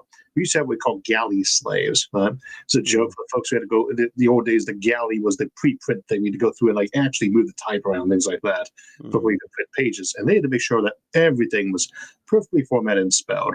Many people think that's what an editor does. Editors of books do not correct your grammar. Tip for any time writers: don't send somebody and say, "Hey, once you're done editing it, you'll like it anyway." Send it to them properly proved. But the galley slave's job was to go through and minusculely check for all those little minor imperfections. And I'm sure some people did enjoy that job. Maybe they shouldn't have, to be honest, but most of them didn't. It was just one more job, and when that goes away, the productivity is there to make new jobs for other things. For now, that might work out. Well, or even advance what you're doing. I mean, like that's the other thing is like, I mean, if you get rid of rotoscoping for those VFX artists, they can work on the fun stuff. They can work on the artistic things now because they're not spending hours and hours trying to. There's more to improve. If you're looking like an old school production of a theater from the early 1900s, and I'm thinking like you go and see a kids theater and it's an elementary school. There are so many ways that can be done so much better these days that they don't add-ons. You suddenly have the freedom to do. There's a lot of people who like to do the behind the scenes stuff, but a lot of them would like to be on the stage. And you can do many more productions if you don't have to have quite so big a crew, or that crew gets the time to focus on other things to improve the production. So it is just one of those things where, yes, there are people who used to have the job of drilling holes into pieces of wood in an era where we had manual drills. I'm not guilty feeling about the fact that those people don't have that job anymore. Photographers. I mean, stock photographers. But it's going. And again, I think it's also part of. I think this is part of being human too. Is right. You have to look ahead. You have to see what's coming, because that's survival. That's and I think if you become too complacent or you become too sort of insular to what's happening outside, it's one of the reasons why I just love delving into this stuff with people like you is that I think it keeps you on your toes. It keeps you looking for what's around the corner, because I mean, look, the film industry is freaking out about AI. Because they're like, oh my God, it's going to make movies and it's going to do performances and stuff. I'm like, okay, great. Well, if it's going to, I'd like to be one of those people who's doing it then. And it is there's a stress to it. I don't know that I necessarily believe all the folks who say that we are more stressed out nowadays than our ancestors were. But if we are, then partially it's the information and knowledge concern. We have so much more knowledge of what's going on things change faster. We know we freaked out by them. But part of it just goes back to the old Alice in Wonderland Red Queen statement. In this race, you have to keep running as fast as you can. Just stay up. Just stay up the back. And there is an element of that, and that's an upsetting thing. And again, it is exactly why it cannot be pleasant going these eras if you're not technologically savvy. And for all those who are technologically savvy, we know how quickly that savviness wears off if you don't stay up on that area for a while. Oh yeah, I mean that's it. 25 years. Well, and AI is a perfect example, because literally, what we talk about today, what we talk about now 10 minutes ago will be changed. I mean, it's so ridiculously fast. And I think it's also one of the reasons why we need technology is because our technology gives us so much information that we now need to sort of offload some of this stuff to things like AI or smartphones or whatever it is. We've spent a lot of time on AI. I'm just wondering if there are other. No, I love it. I like to talk about it forever. I'm just wondering if there are other technologies that you go, oh my God, that I am so excited about the future of. Graphene superlaminate. That's what they're waiting for. So graphene, for those who don't know, carbon nanotubes, it's that hexagonal stuff made out of carbon, with carbon being wonderfully cheap and overly abundant at the moment. That's stupidly strong, right? And but graphene superlaminate's a way to grow an almost but not quite perfect version of graphene that's a little bit weaker. And these sheets, we were looking at space elevators again, and I did an episode on space elevators like 9 years ago. And I said, I love this as a possibility, but it's probably, hard to say we don't get something to work for it. Because the material wasn't there to make it possible. But it is now. It really is. And I just had a conversation with somebody's carbon nanotubes for a completely different purpose yesterday, for putting them into things like body armor or roads. And graphene powder is going to be coming to roads very soon to make them much stronger. And something like that, let's say it saves you 10% on your road maintenance. Think about how much money that is. Yeah. Someone tell Musk. Get that in the Doge thing happening. Get Well, the he had a comment about space elevator says right now we can't grow a carbon nanotube that's even macroscopic, and that was true at the time. Says, talk to me about space elevators when you can produce something longer than a foot bridge, something of 100 meters or more, right? And it's a very good number to put out there. I think some people take that as a dismissive comment from him. It wasn't. It was an acknowledgement that if you can't produce lengths that are big enough to actually use for building projects, then you're going to make 100,000 kilometer long space tether out of them. But we're getting there, and it's one of those interesting technologies where people think it's much more dangerous than it actually is. But these things are very hard to damage. So it's what if you came by and cut this cord? And said, well, if you swung a metal, big metal sharp sword at a graphene tether or a carbon nanotube tether, you would shear that sword right in half. Right. Well, and also it's not like it's under immense pressure all the time, right? The whole idea is that it would be moving in tandem with whatever was up there, right? And it's always holding that weight. It's carrying its own weight plus whatever you put on it, which means it is carrying quite a lot of weight. It might be like 1,000 tons for a smaller one too. But the whole idea is this stuff is so strong they can handle that weight, and you do it way underneath whatever its limitations are. So the whole idea there is it looks like we can build this stuff, and we all gain to production scales where meters of the stuff are being produced now. And so you got some saran wrap thick, ribbon and stuff coming down from space that you can carry a semi truck up, to space. And is that a bit of a game changer? So, well, that's by getting the space cheaper. It's like, okay, there's more than this does. It's also that you store hydrogen better, which one of the problems with hydrogen is how hard it is to store because it's tiny. So, well, sure, we can find some way around that. It's like, well, maybe not. If we build out of this bit of stuff that's bigger than hydrogen, your problem is you don't want it to leak out. Tiny atoms, the kind of issue there. Graphene's great for storing the stuff in. The graphene seems to actually repair itself under radiation, which is nice in space. And it's got these battery options, these conductive options. It has the potential to just be a game changer. And we've been talking about it for a couple of decades now since it got discovered. And it has been making actual inroads into the market, say for aerogel. But it's a slow process in some ways. It is getting there, though. There are places that manufacture now for sale in bulk, Because it is something that I was surprised not to hear. I felt like there was a big, hype cycle, and then it just sort of disappeared for a while, or certainly became quiet. Was it graphene winter? Was it a graphene winter of some sort? It's kind of a production phase thing because, and the folks I was talking to, the carbon nanotube side of things say they're about 20 years ahead of graphene in production terms, just because they've had a more head start there. Then they keep up on both of them, and so that's a big advantage. There's a lot of lead time on these. A lot of the same information, technologies, and methods will apply, so we wouldn't have to do 20 years behind, really, but that's where they are at the moment. And we had this thing where it was like with exoplanets. Here's this new exoplanet that's very like Earth. Every month we were getting some kind of update on some new planet that was more Earth-like than the last one. Could this be the one? Yeah. Like, this one is about as Earth-like as Neptune. I'm not sure why this is, being considered Earth-like. This planet's twice as massive as Earth and closer to its sun than Mercury. Not a viable life candidate, but let's call it Earth-like. And they do this in a lot of technology like fusion. Part of the reason people always talk about being the technology of 20 years ahead of the future and always will be is they're always releasing updates about how we've finally broken the blah. It's like, well, there's 100 steps along the way. And so you need to break the amount of energy you put into the actual atoms. You need to break the amount of energy that's coming out in the atoms, then the amount being emitted by the laser or whatever you're using there, then the amount actually fueling the whole facility. And then you have to actually make it produce more energy in every possible respect that you put into it and economically. Then those are all your various benchmarks. So you release an article saying that this particular one just got to 90% of this goal. And then you release another one that gets 100, and then one gets 110. And they're all very high. And this is hardly unique to fusion, but same for a lot of these technologies. It takes a long time to really make progress. This is the mistake people make, not to go back to AI again about let's turn on Skynet. It figures out how to do all this technology.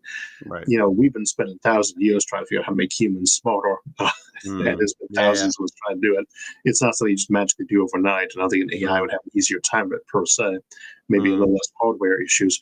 But you don't just turn on the mega computer and say, give me the answer to life, the universe, and everything. Well, it's 42. We already know that. Yeah. And it took 7 million years to do that one. It says, go build me a planet. But that part was a bit more realistic in the sense that you are not going to just have an experiment. Math does not give you answers about how the universe works. Math is a framework for how you use the data you collect from the universe to figure out how it functions. You have to go collect that data, and you don't do that overnight. It takes a long time to build these things, to prototype them. And you could cut that down with a super intelligence, of course, but it doesn't just get to magically say, aha, that's how everything works. And so you have these long periods where you have to produce stuff, and it is slow, and you can speed up by throwing resources out. That's what we do with computers. So you see that Moore's law occurs. Like it gets doubles every 18 months or 24 months, depending on the version you're looking at the time. So, kind of, but one, we're completely cherry picking these doubling times. It was no kind of smooth curve. And two, it wasn't like that was happening by magic. You had people investing more and more money to it, exponentially more money, because it was becoming an exponentially more profitable thing. You had more people getting interested in the area. So you have just this flow of goods and brains into it. That's what was driving it. That's what's driving AI now as well. Same thing. There's a huge exponential increase. And well, no one was in the AI did exist before this. I know people messing around when I was in college. But now is when all the money is popping into it. Now is when all the talent is popping into it, and now is when all the public interest is popping into it. So that's your technological singularity thing. Is people throwing more interest and money and resources at it. Does that keep going up more and more every year? Right. Maybe a little bit, but I'm not sure it will. I mean, I feel like we're in a bit of a boom right now on this, and the tech bros have taken over as well. So I feel like we plateaued yet on it, but we are not at the bottom of a gigantic mountaintop at the sharp peak, and we're going to go like that on some exponential curve.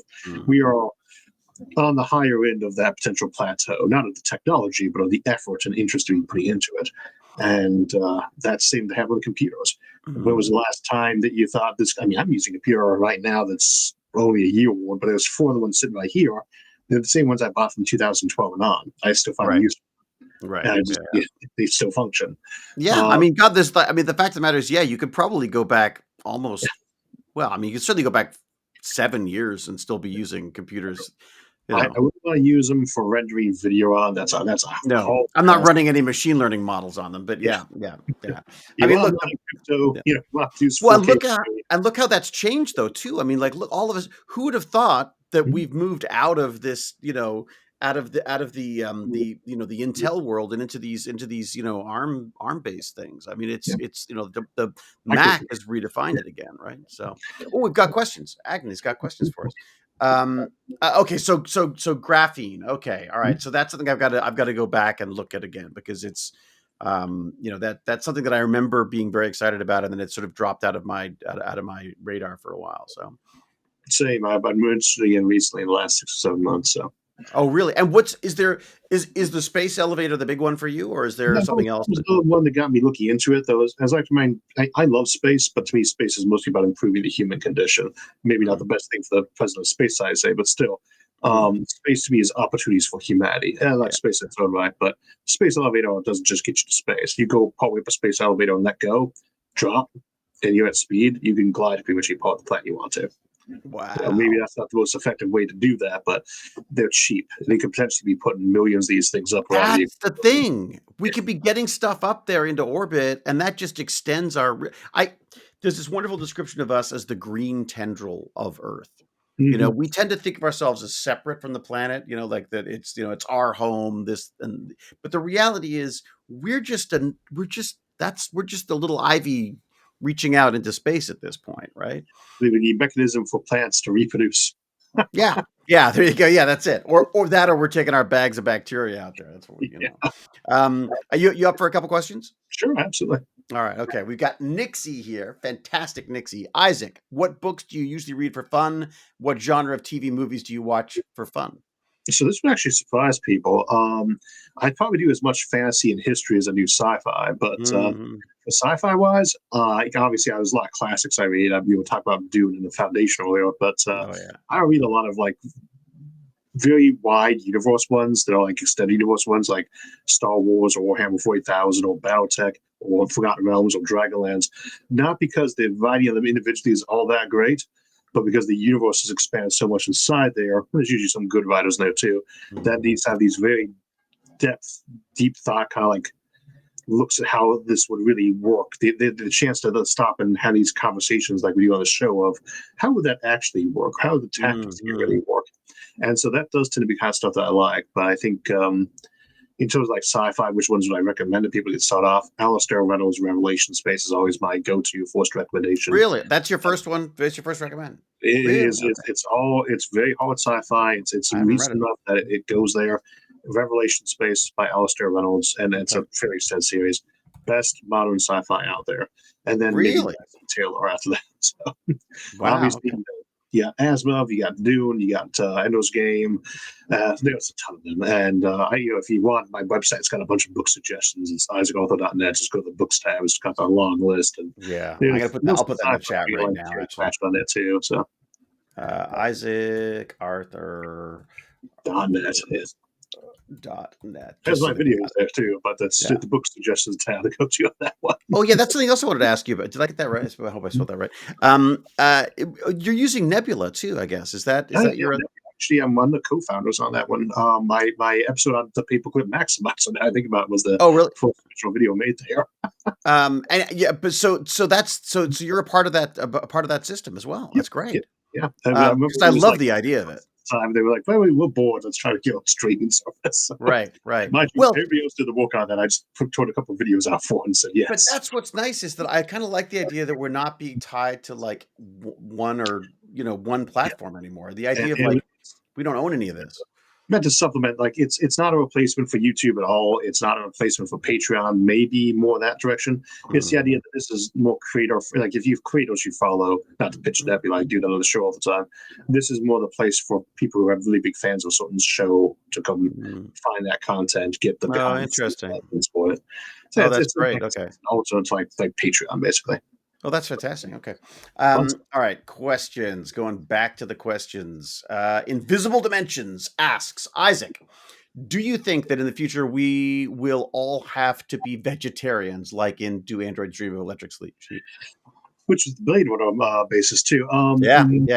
The two of the weirdest, that's like no story connection at all. Like nothing. Maybe a couple of names. But yeah, Starship Troopers in the film, both are actually quite good. And they're great. They're just nothing to do with each other. But I'd say that was the I Am Legend variations too, or movie version. But the one I would say is, do you need to eat insects in the future? Because people like to bring that one up, and I think it's mostly for the creep factor. Say, you have to eat bugs. Bugs are not actually a really good source of protein, not because they don't have them, but because of the pain in the butt to actually sort them out. You can grow protein a lot easier than you have to eat bugs. So eating bugs, if you want to, by all means go ahead. It's not going to be some economically forced on us thing, though. Whether or not we actually need to eat meat or not, that one's a little bit trickier because at a polycultural level, I'd say if you got ethically you don't want to eat meat, you don't need to. But you don't just grow monocrops of wheat and corn on stuff and say this is healthy. You have an entire ecosystem that you're trying to create there. And what do you do with the bits of food that humans can't digest? You can turn them into biofuel, but to be honest, you're going to get better return putting a solar panel there and converting, carbon dioxide and water directly into the interesting point. Yeah, it's good. It's good. Yeah. So you might as well feed that to something that wants to eat it. And if you want to eat that creature too, then, we keep chickens in the house. I think it's good for the kids to have to learn how to do that. It was very nice during the egg crisis. So yeah, I'm sure. Eggs are getting expensive. Yeah. Yeah. But do you need to eat meat? No. Will the society tend to have a push towards it? Maybe, but our population is not growing very fast at the moment. Some people think it's got peaking out, and I don't think it is peaking out, but I don't think it's going to grow super fast. And we are still not efficiently using our existing crop area. So, do I think that people maybe eat too much meat in some cases? Maybe that's a personal judgment kind of thing. Do I think we're going to be forced to a situation where you have to only eat vegetables? Not anytime soon. That's one of the advantages of space, and that gives us 1,000 years to crack how we just print this stuff up. And I think we will see a lot of let's recreate this algae that makes protein, and we will print that into a steak, and get to a point where it will not just be the same as steak, but we'll say what's actually a little bit better. That is what we do. Or maybe we grow it without. There's so many options there. So don't feel like the future is there to constrain what we can do. It gives us more options, and we might find the foods we create that are actually tastier that we want to go with. Yeah, I agree. And that doesn't have to remove it though. It's the same as you said with like video versus radio. Yes, the silent screen sometimes goes away, but mostly we have all these additional mediums. We're still selling more books now. In a year where you got cheap video available everywhere, there's still more books being sold than at any point in history prior to very recent times. We just grow the options, more options. I definitely imagine the idea of like going to your favorite steak restaurant and they have a lab in the basement where they make their specific types of, you know what I mean? Like too, but they're like, you try this new design steak that all steak artists created. Well, then you get some really creepy stuff where you go like, well, what if you want to taste human? Well, you're not actually eating a human; you're just growing a little bit of one. You want human? We got human. Yeah. Will that happen? Yes, that will happen. Eventually, we're all going to end up in basically in a Scott Adams scene of some sort. Yeah. You know, it's going to be the cow suggesting different parts of itself for consumption. You know, great question. Invisible dimensions and Nixie. All right. Kim Sanikis says, "Have you seen Altered Carbon, and what do you think? And if immortality is ever discovered, then that's how it's likely to go." So I've only seen the first season, and actually that's an example of where I will never ever recommend sci-fi or books until I've actually read them myself anymore, because I'd read the books, and the books, to be fair, are quite violent and graphic, but then I have a audience, family friendly show, and I'd recommended the Altered Carbon show before I'd actually had a chance to watch it. Just assumed the books were so good, and I went and watched it, and it's very gratuitously violent at times. Now, did I actually like the books? Yeah. Did I like the show? Yes. But I think there was way more adult content in there than they need to have to actually to get the show going. It was like, I feel like I'm going to like those books. I feel like those are books I'm going to like. Yeah, well, the books, because the books are just as bad in some ways. If you say it's bad, but it is a book, so you read through and don't notice. So I should have been expecting it because it's in there, and it is gratuitous in the books. It makes sense there. I might be being unfair to them for producing it, but I feel like they were trying to go for the Game of Thrones over the topness there. For the concept, though, would you be having sleeves where you just copied your brain into somebody else's body like that? I don't see why, because your brain's the most organically touchy part of you. If you can replicate that brain onto a little chip like that, why don't you just use the android bodies in the first place? Because you clearly make them that bioduplicated, very, very well-grown versions and cloning. The other thing is, if you got that level of ability to create, brains and move around, why aren't you making, lobotomized copies of things, your AI that go run all your factories and just produce, either androids or bioduplicates, so much quantity of produce that people can all have a really high standard of living. So they were going for that cyberpunk grim darkness where like nobody's got anything. It's like, based on the technology you have, everybody should have stuff. And I feel like that's kind of the flaw in that show there, is it's creating an implied future that's not darker than it would be with the technologies available. That raised all sorts of possible problems. Like there you have the virtual hell the guy is subjected to. That one is absolutely on the table. How you, especially if you're doing mind copies of people, I don't know how you stop people from running some virtual environment in their basement that is, personal heaven for them, but might be very bad for other people. And all I can suggest there is that it's probably a lot harder to actually duplicate somebody's brain to a useful level than you ever would need to, as we've seen with ChatGPT. But that doesn't mean somebody's not going to copy your brain and specifically use it for that because they just hate you that much. So that's a harder one to deal with. Did you see Mickey 17 or Not yet? I hope it was good though. It's beautifully done. I just it was a fascinating and quite funny look at the sort of potential future stuff, and there was some really nice little touches in there. As a whole film, I didn't love it as a film, but it was, there's some great stuff. All right, Gippy G, the man himself, Lance. Would the humanity be better off with a general artificial intelligence in charge? Now, going back to Asma, I say that we've been talking about these kind of things for a long time now, so it gives a lot of time to brainstorm them. He had these world minds, the wasabi thing, and they sort of follow the Asimovian laws of robotics, which is not to harm humans and to obey them. But they were the inevitable conflict is a fun story for him from that one too. But Should we be doing things that way? No. And it's not because it would produce a better result. It's like democracy. You don't do democracy because democracy produces good results. We all know that the guy seeing the corner over there who's been picking his nose for the last hour does not have deep insights into reality that we're not thinking elsewhere. But you don't do it because it's the best way. And my other day job, as I'm the chairman of the board of elections here, I believe in voting very much, but not because it gives you good ideas. It can help to farm ideas out that are new and give you a better diversity of ideas, and that's important. But what it does, it says we got a whole bunch of people, and they all have a right to have a say in their life. So you go ahead and put an AI in charge of things, and what you're doing there is taking away from humans that agency. And that's not thinking of whether or not you should do that for the best result. If you want the best result, put the smartest people in charge. Although from a practical standpoint, that doesn't always work out too well either. No, it's the problem, isn't it? But if you believe that the point of life is to get stuff done, have free will, and have a purpose, then you shouldn't turn over your every decision to others. That said, and whether others smarter than you is not really relevant or not, you need to have control of your own life. That doesn't mean you can't consult. That's a very wise idea. And it's attractive too, because the most stressful thing you do is make decisions. Like advice say, drink water, get sleep, set your clothes out the day before. Decide what you're gonna have for breakfast the day before, because you can literally use up your entire decision bucket for the day just trying to get out the door to work in the morning. Right. And really much not thinking on. And so it is an attractive option for people to have decisions made, and you want the computer to tell you what's the best power plant to get in your energy fund, what's the best mobile phone plan for me, what shows what I enjoy. That there's a definite rule there, but you use these as tools to help you make decisions. And so I don't like the idea of putting one big AI in charge. They can have a role though in governance and in social, like judging. You have an issue with cases whether people realize or not is one of the reasons why we plea bargain and standardize the rules a lot is because we don't have the time to deal with each case individually. You find out what all the individual things is, so you get this cookie cutter justice system everywhere. Just because lawyers are expensive, time is expensive, judges are expensive.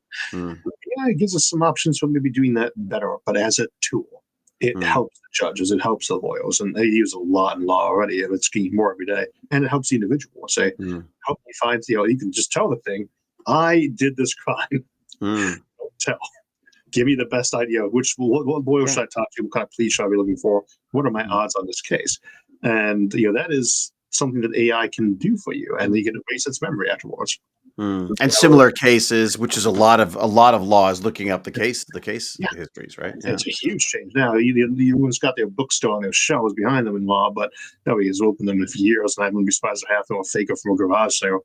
Well, that's like that's like computer programming as well, right? You've got all the big books behind you of the learn to code, but the reality is, I had the old Visual C++ manual from like 1990. I had all the SAMs, learn JavaScript in 21 days and everything. Yeah. Oh, the dummies. I always started with the dummies, and then although dummies were later to the game, SAMs was before that. Yeah. So. It's interesting that you say that about the idea of sort of law and lawyers. Going back to the government side of stuff, what's interesting there is, as you say, AI could be used to say, hey, given who I am and my world and my concerns, give me a list of the candidates in order of what of this specific, because look, we do election date night, my wife and I, where before we have to vote, because we vote in California because that's the last state we were in before we left, and we're American, and also Canada as well. So we vote here as well. But we'll do like a date night where we'll literally just cozy up in bed, have all the computers and the iPads and everything. We look up all the different candidates and we do the whole. It's fun. It's lovely. And but I'll tell you, to have an AI that could go through and say, oh, okay, I've looked at your taxes, I've looked at the house you live in and the area you live in, and be able to point out elements that could relate to that would be amazing. Did you know that your school district is getting 10% more funding than the average district around you? There you go. Exactly. Maybe you don't want to have that there. And I tend to be very up on this information because every levy, every candidate has to at some point go past my desk for the county. But most people don't know that. I said, for folks, they say, well, do you want to vote absentee, in person, on the same day? I said, well, you have all these options in Ohio. I suggest you're an absentee, and I've been doing it for over a decade now, because it gets there in the privacy of your own home. You have all the time in the world. You're not going to feel rushed. You can cheat, look it up on the internet. Whereas Yeah. there's also things you can't bring when you're going to vote in the office or otherwise. Take your time and mail that thing in. And you can track the ballot, at least for us in my state, you can track your ballot on the way there. So you make sure it Really? arrives intact. But Wow. it gives you the time to actually find out, even on those tiny little bits. And that way you're not having to guess or leave it blank. And I would say people are surprised by this say, oh, they stopped voting on the lesser issues. That's voluntary. They know they don't know what they're talking about, and they decide not to vote on it. The idea that other people who know more about it are going to make a better decision. Good plan Mm, if they want to, but you don't have to make that decision. You take the time to find out what it is. You can see, does this person have this minor candidate for a township trustee or mm, coroner or engineer, or is this person on the level where they got like mm, a track record going back forever? And a lot of them do. And a lot of folks that really mm, have stayed in office and local positions because they just fly under the radar and no one's mm. beating them in a primary or something. Yeah. And these are options. This is the whole point of things like this: is give me the tools so that I can decide better. Yeah. Or, Yeah. and the same of also, make these really simple decisions for me that I don't want to have to make, that Mm, really don't need to. It's like, just tell me which school policies in the local area actually has the best taxes and use of funds. mm, I don't want to do the research on that. You tell me. mm. That's Yeah. Yeah. not something you should be leaving up to AI, but it's all in there to help you out, to help do the Mm, research for you or find those who have. And so you don't have to say, what's my color? What color looks best on me? What tie should mm, I wear? And you have the option to do it, but you can also ask the AI. Not don't ask the AI about your tie by now, but what is my color scheme? Tell me. mm, mm. I have to do that. So it's already something people fall out. Hmm. And again, it's about being lazy, but it's not necessarily a bad laziness. It's just Lazy is okay. efficiency. Yeah, we think of Yeah. lazy when it's if we say in physics, the whole point of physics is to find the easiest way to get something done. We Mm, invent a lot of calculus things like that to save us time. mm. And laziness, of course, has a negative overtone, but the idea is being efficient. Yeah. You only have Yeah. so many heartbeats. Let's say they got billion, 2 billion heartbeats in your lifetime is the average. Mm, You don't want to waste them all with things that don't matter that much to you personally or not mm, going to matter later on. And it's weird to think about. Like, I spent a lot of time when I was in my teens learning how to program in like QBasic. And I don't regret that use of that time, but because it was teaching me logic. Forgot all about Yeah, QBasic. I yeah. do remember QBasic. Yeah. And nobody uses it now. I mean, I guess it's VBasic, but it's gone now. Yeah. Well, look, they were teaching us how to use the Dewey Decimal card system in the libraries. I Oh, mean, we had whole classes, hours of classes about yeah. how to do Called this thing. catalogs, and Card when you used to have a capitals, yeah. little library called a little metal clip in it that you could get Yeah. the printed for days. And code and programming on punch cards was the other one, right? That's I all mean, gone. Yeah, again, that's I feel like, yeah, of course there's gonna be things that become obsolete, but I still feel like experiences are what they are. I mean, I don't think experiences they're are what our life is, but yeah. we'd like them to be meaningful and better where possible. And of course, most of our life, but even for those who are very workaholic and try to be very efficient with our time, most of your life is doing this. Yeah. Or the 90s doing that, along with Nintendo. But, it's the Now same. it's this. Yeah, Yeah. flick, flick, flick, flick. Yeah, exactly. But It's that is a lot of but it's for us to be in a situation where you get to do that as opposed to having to spend all your time dragging a hoe through a field to get the rocks yeah, out so you can not starve to death that year. yeah, yeah. It's not about making the most efficient use of your time, Mhm, but it's about trying to make the most use of your time the way you want to use it. And these are mhm. tools for it. I know we went back to AI again, but it is so dominant, isn't it? It really is. I don't know how you get around it, to be honest. I don't, I say, well, with all the graphene resources, thank God for AI. It's helped so much with graphene resources. Right, right. I'm sure. Well, and again, and you see that with healthcare as well. I mean, we're seeing all sorts of biology when biology and AI meet up. It's wonderful what they're able Half to the do. conversation now is about technology. Don't mention computers. Right, right. Yeah, yeah, yeah. That's very true. They're not, and then Um, it just goes on the background atmosphere. It's like talking about the weather. You can't yeah, not mention the internet. It's like, well, tell me something involving technology that doesn't involve the internet. The nuts, right? I can do yeah, that by just not saying the word internet. You yeah. say improvements in, or we did some research. Did you go online? Yes, the Yes. whole time. Yeah. But that's it. That's so funny. It's true. We don't talk about, research. They say, talk about researchers have done this. Well, researchers, in other words, have done searches online. I mean, that's like, it's not, we stop, again, we were talking about the tool and now it's become a part of what we do and we don't, so it doesn't, yeah. I remember in the early 2000s where they were just starting to put a lot of publications online. I remember having to drive down to the 24/7 library at Ohio State to go find a citation on was for we actually find an actual copy of the resource that was talking about HPAs and the molecular the motors that work there. And that was my area of resource at the time. And I had to go physically do that and look it up to get that. It was like, now that seems insane Yeah. that you would ever have to do that, and then you wouldn't even know who to email to ask. There's a good chance even then that the professor wouldn't have known how to do their email yet. Times change, and watching. Yeah. I like to watch shows from the 70s, 80s, and 90s just to remind myself how much it has. I remember the first big role I had to do a bunch of research on mental health and psychopaths and all this stuff, and where I felt that I needed to. And I spent all of my time at the library. It's the only place I could get information. There was no other way of researching any of this stuff. I mean, now I'm amazed when I was like, you didn't Google it? Like, you literally just had to do this. And how could that not be, So yeah, I mean, it's all right. More questions, right? So Nixie's got another question for you. Oh boy. Okay. How do you think that Trump's tax tariffs will impact the National Space Society? Also, how it'll impact both public and private space travel? Guessing tariffs right now. If I was certain I knew how tariffs are going to work out in the next 6 or 7 months, I'd be busy investing today as opposed to watching my portfolio from a distance and trying not to touch it. I try not to look at it now. I try don't not. look at it. Right? Yeah. And that's normally good advice too. I used to make myself, when I first started doing investing, go in there, look at it every day, and not touch it specifically to see if I could. I said if I couldn't make it through the whole month without doing that, then I had to find some other way to spend my money because I'm going to lose it there. Yeah, it all feels a little bit like gambling when you're checking too much. Yeah, you got to make sure that you have the ability to just not touch it, because that's the most important thing. What Warren Buffett used to say was, the market is a way of transferring money to patient people. Yeah, from impatient people to patient people. Yeah, it's very true. I mean, I think it is very true. As for NASA and the ISS, we got one of our directors actually going to be going on as the OMB and treasurer for the CFO for NASA. Hopefully, Greg Autry and Jared Isaacman, who's going to be coming down to our International Space Development Conference in June in Orlando, Florida, is probably going to be taking over that conference. He's coming there to get an award from us. And I'm pretty positive on him. He knows his stuff. He'd be a good head. That's not to say Bill Nelson, he was a good head too in many ways. But I think for the NSS, all big differences with NASA is NASA mostly wants to build space telescopes, and we're fine with that, but we want to do space development. So when we talk about moon projects, we were the ones who want to build the permanent moon base there, and they are thinking about how can I spend this money better on robotics and telescopes.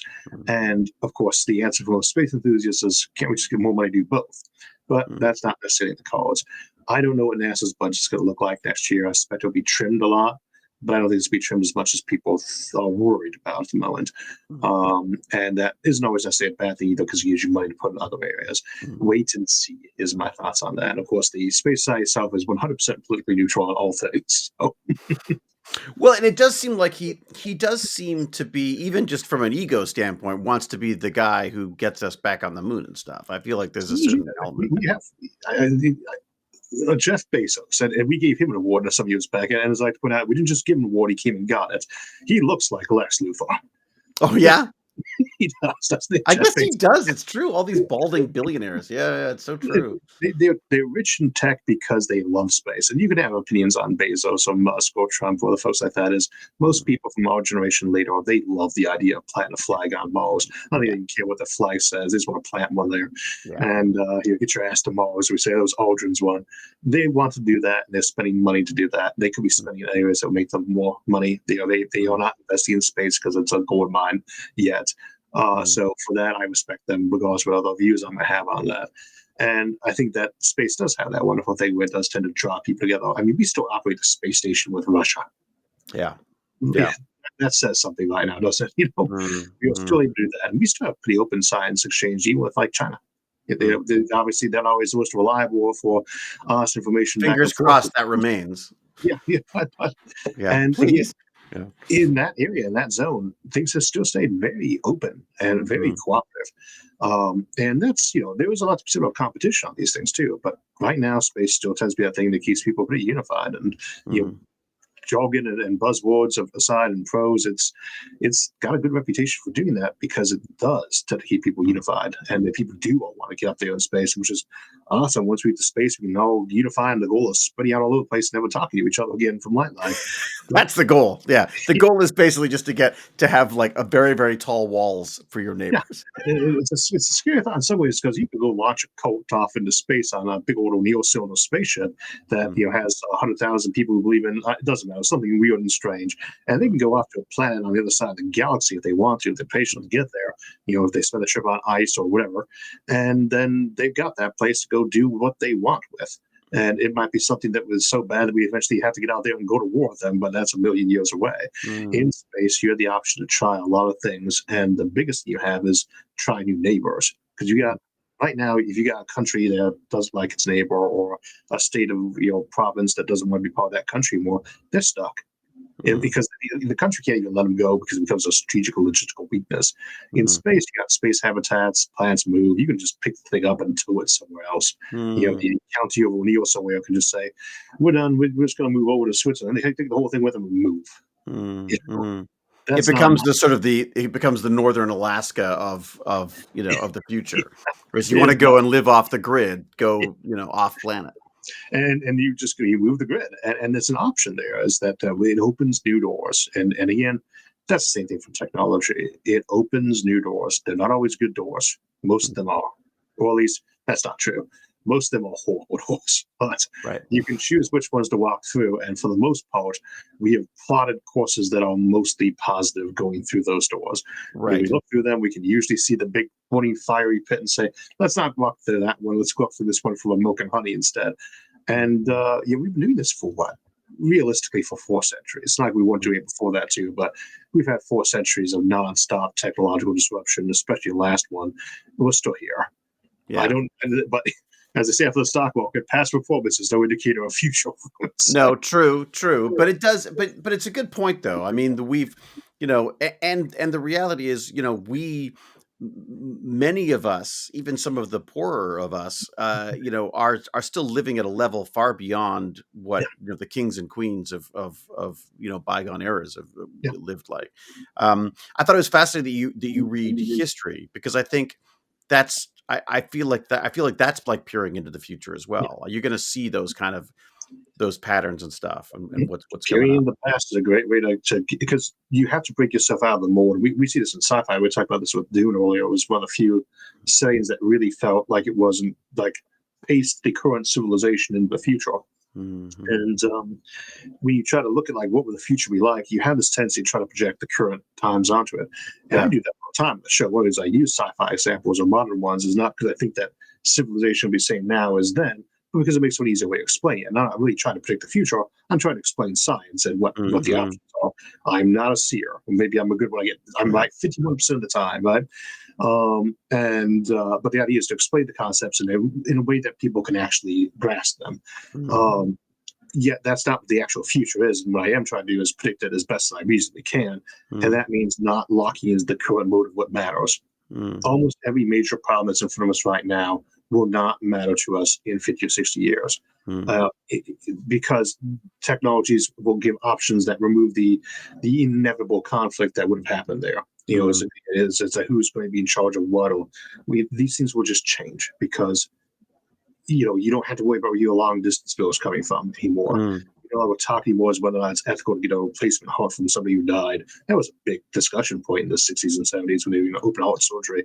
Would you get a limb or organ from someone else and would take you over and shoot you one from convicts and would make you a serial killer? There were movies like that from the 80s. That's not even a question anymore. The politics, the situations, these are mostly temporary. Core issues of ethics remain, but a lot of the individual fights change with time. And you have to be able to break yourself out of what I think is the current system to look at it from like a different era and see how they all came there and say, maybe that would be what it'll be like in the future here in this spot too. And then again, so many of the problems that we have in the future are just the same problem in the past, but with new technological flavor to it. Right.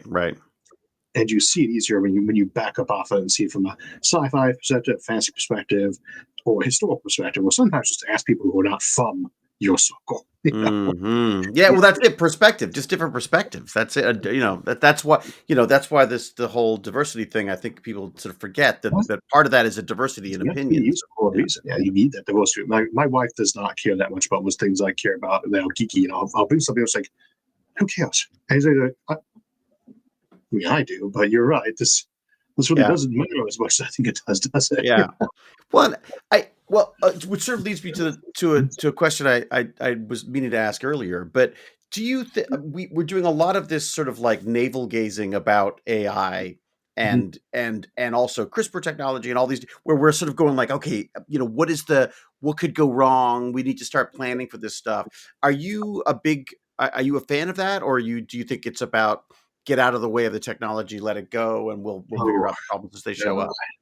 I think that you watch the technology like a hawk. You never get out of the way. But now, do Really? you let Oh, okay. All people, right.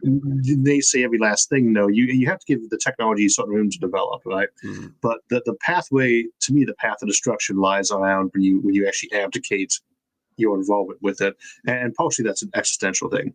The Mhm. moment you give up control over your existence and just let things happen, you never get that back. You have to Mhm. always keep your fingers on it. Now, does that mean that you should be sweating every last technological development? No. We live in a culture of specialists for a reason. It's okay to Mhm. take the advice and suggestions, and that means most time doing what they tell you to do because you can't have time to think about every last thing on your own. Right. Right. Should we be getting in the way of science? Yes, sometimes yes. This is, they say, well, science has done so much for civilization. Yes, it has, and not all of it good. Yeah. And the Yeah. reason why most of it has been good is because we sat there the entire time poking at it with a stick and saying that Mhm. we need to do this. Um, and at the same time, should we ever get in the way of actual technological progress? Only when we need to. Mhm. Now, try to decide when you should do that is the whole, that is the human element that makes things tricky and a balancing act. We should not abandon science, obviously, but at the same Mhm. time, we should never treat it like it's we should never treat it as some totem that's Mhm. unchallengeable. I think that you should never ever feel bad to ask a question about science. I'm not sure I believe that. Mhm. And we have almost completely convinced almost every physicist that dark matter is a real thing, and same for dark energy. And yet people ask me all the time, "Are you sure it's real?" And I'll say, "Well, I'm not sure it's real. I think it probably is." Mhm. The way they say, "Do you think of me as an anti-science person because I don't believe it?" No, Mhm. you can't It see it depends why outside. you don't believe it, I guess. I Yeah, mean, yeah, yeah. yeah. Yeah, I but skepticism is never a bad thing in science. So No, that's it. In fact, that's the nature of science is supposed to be skeptical, right? I yeah, mean, that's the whole thing. I mean, there's a lot of frustration trying to explain science. Someone's like, "Look, why is it's not sticking into your head?" But mm, my suggestion for people on that one is try a different attack, if vector on that one. Try to rearrange it and start by giving that fellow human some respect. 'Cause you're not going to convince them if you treat them mm, like they're idiots. I have talked mm. to people who believe in flat Earth sincerely, and and believe me, Yeah. there's that desire, but it's not going to do you any good to Mm. demean them or scream at them. That's not going to convince them, and it's not like it major, but it's tempting. But so what do you do though in a situation like that? Because you've got to be like my entire thing is about being out there and it's not flat. Yeah, like And so I say, well, what do you think it actually is? And the Zetetic astronomy is actually rather fascinating. I made an episode out of flat Earth and why you might yeah, build it intentionally. It yeah, was fun. yeah, yeah. And I did that because I've been talking to somebody and said, yeah, could you make a planet like this work? And the answer is, yes, you could. There are actually circumstances where they might work better than a spherical planet. Ah, So could you make it work? Yes. And I say, what would it look like if that was, let's assume that what they're saying is true. mm, And I do the same thing with a lot of alien conspiracy stuff because I never liked the way that people got treated who all like to think about aliens or talk about aliens, even though I'm a hard skeptic on it. And there's no reason to make fun of them. The universe is huge, so it's not weird yeah. to think there might be aliens they might want to visit us. Mm, And they say, well, don't you trust the government? No. yeah. Yeah. I work for the government. I don't trust them. Right. Right. That's But like, do you trust everybody? No. so you go back, you try to say, yeah, trust but verify. You try to say, if this was true, and this happens a lot with the alien examples too, what's the motivation and how does that look like? So, and you say, is there another way I could have gotten this, made this happen? You say, why are the aliens invade us? Well, they want our water. That one comes up a lot of times. They Mhm. want our water. And use, do an example for easy or as example, the universe is full of water. So unless you were looking to just grab every last scrap of resources, in which case you wouldn't see any stars in the sky, because I'd be trying to stall those, then they don't want no water. That's not a logical reason for them to come. So scratch that. Say, why are they busy? And so what would work? And say, well, they want our DNA. Okay, why didn't they rob a ATM or a coin dispenser or a vending machine? Those pennies are covered in money, in DNA. Yeah, there you go. Yeah. Go rob a grave, Yeah. or go rob, like you could just go download the books on it. What would they still be using this for? And when you talk to people around that, they say, yeah, that one doesn't really make much sense after all. It doesn't necessarily change their mind that aliens might exist, but at least that one, and it gets them thinking about it. It gets them thinking skeptically about it. And maybe when they're done thinking skeptically about it, they're going to say, oh, it's for this reason. They'll come back to you and say, yeah, I thought about this. This is the one I came up with. You'd say, oh, that actually makes a lot of sense. You've convinced me. And they say, people say all the time, well, why would you visit this planet? People visit Oklahoma. I lived in Oklahoma. I know people visit Oklahoma. Maybe not a lot. It's not like it's going to go south or something like that, but people visit there. Yeah. There's no towns in Oklahoma where people are like, I don't believe the outside world because no one visits here ever. Right. If aliens can get here and they exist, then they have.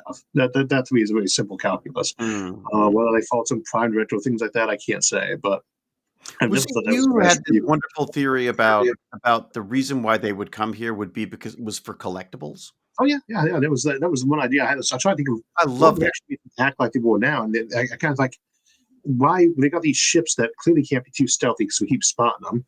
So that implies to me that maybe it's not like the most above board operation. Right. What do you have there? Not very good. Yeah. So you think, well, there's some fleet up there that's like got a blockade around us, but they don't care that much because we're getting pretty close to that prime directive stage. We're going to get admitted anyway, so they don't care. They got limited resources. Their budget's limited, and smugglers sneak in and they come down here and get collectibles. They want Action Comics #1. Yeah, they want to sell that. They want to get all these original examples and pieces of the civilization before it loses all of its uniqueness because it comes from the galactic community. And that was always one of the structures the most logical. You got smugglers who sneak in. And of course, that explains other things too, because they said, well, this one's been talking to the FBI and tell them how the fate of the war depends on whether or not they help keep this secret. And also, I need that Van Gogh painting, the real one. The fate of the war is up to on it. Van Gogh was alien. Yeah. And well, we believe you, alien. And maybe he was, maybe he wasn't, but that's what they tell him because they're slick as they come, and that's their selling points. They stuffed their Ricky spaceship on board, and they got winged one time trying to avoid the space quarantine fleet because they took a shot at them when they saw them. But for the most part, that fleet looks the other way. Maybe they take some bribes, whatever it is. That was, to me, that was a very talking about aliens, but a very human kind of setup. So this is the only thing I could think of all the thoughts I've had for why they might be coming and visiting. If that was really the case, that really made sense to me. Is they want to steal. Well, and historically, historically, we know that empires in the past have gone and raped and pillaged and taken whatever they. Whatever they see as valuable. I mean, nobody's doing that to us right now, but their smugglers might be. And it's easy to believe the more advanced civilization might have, put a quarantine around new planets. So you leave them be until they are more up there. And yet, we could just be in a nature reserve, basically, at this point. We could be, yeah. And that might be how some AI might deal with this too, since it believes in mind uploading is a perfectly reasonable thing. Its mind's on computer chips. It just says, I like this new planet full of humans. So what I'm going to do is land several thousand million nanobots on this planet, and then tomorrow they're all going to crawl into his brain, copy their brain, and shut them off. They're going to disassemble this planet for computer bits, and I'm going to run them on this safe artificial universe that is so much better than the Matrix is that they don't even realize they're in. And so just working, I love you so much, I'm going to kill all of you and put you on computer. Right. But what you did it more? No. It removed a competitor from me. It gave them an infinite lifespan because I'm going to keep their brains forever. I'll keep a copy of them. They're safe. I'm protecting them. Someone has to get through into my bunkered system. And now I have access to a lot of resources. And I don't have to worry about them growing up one day on unleashing another doomsday AI like I was. So it's like the back rooms. It's the back rooms of museums, right? It's like it's all the indigenous cultural stuff in the back rooms. History museum. Yeah. Gimpy G is saying, what about if they came to spread their word of their religion? They're missionaries. Space is huge. Right? And you say, why are you going to tackle that? You got everything you need. Your post-scarcity civilization. Why are you going into space? You got motivation to do this stuff. For some people, it's I need a purpose. That doesn't have to be conflicted with missionary. It's purpose. That's definitely a good purpose as they come. It's very passionate, right? So they're off there to spread word of how much they love, Adam Smith, Karl Marx, or Jesus, or Buddha. That's very plausible. Or they might be coming around to find out. There are probably people out there, aliens of war, that will go around and say, I'm going to visit every alien planet and record all their various religions and ideologies in detail. I want to learn them all. I think it will help me see the face of God if I get it from every last standpoint. I think it was a plot line in Babylon 5.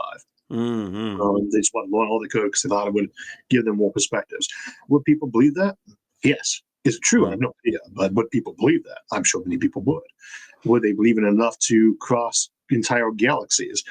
Maybe. I mean, you think what would motivate you to spend 1,000 years traveling through space?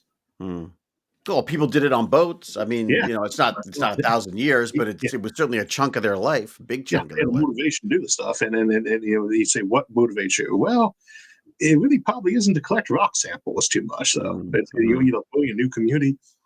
What you can say that you believe is a fundamental philosophical imperative.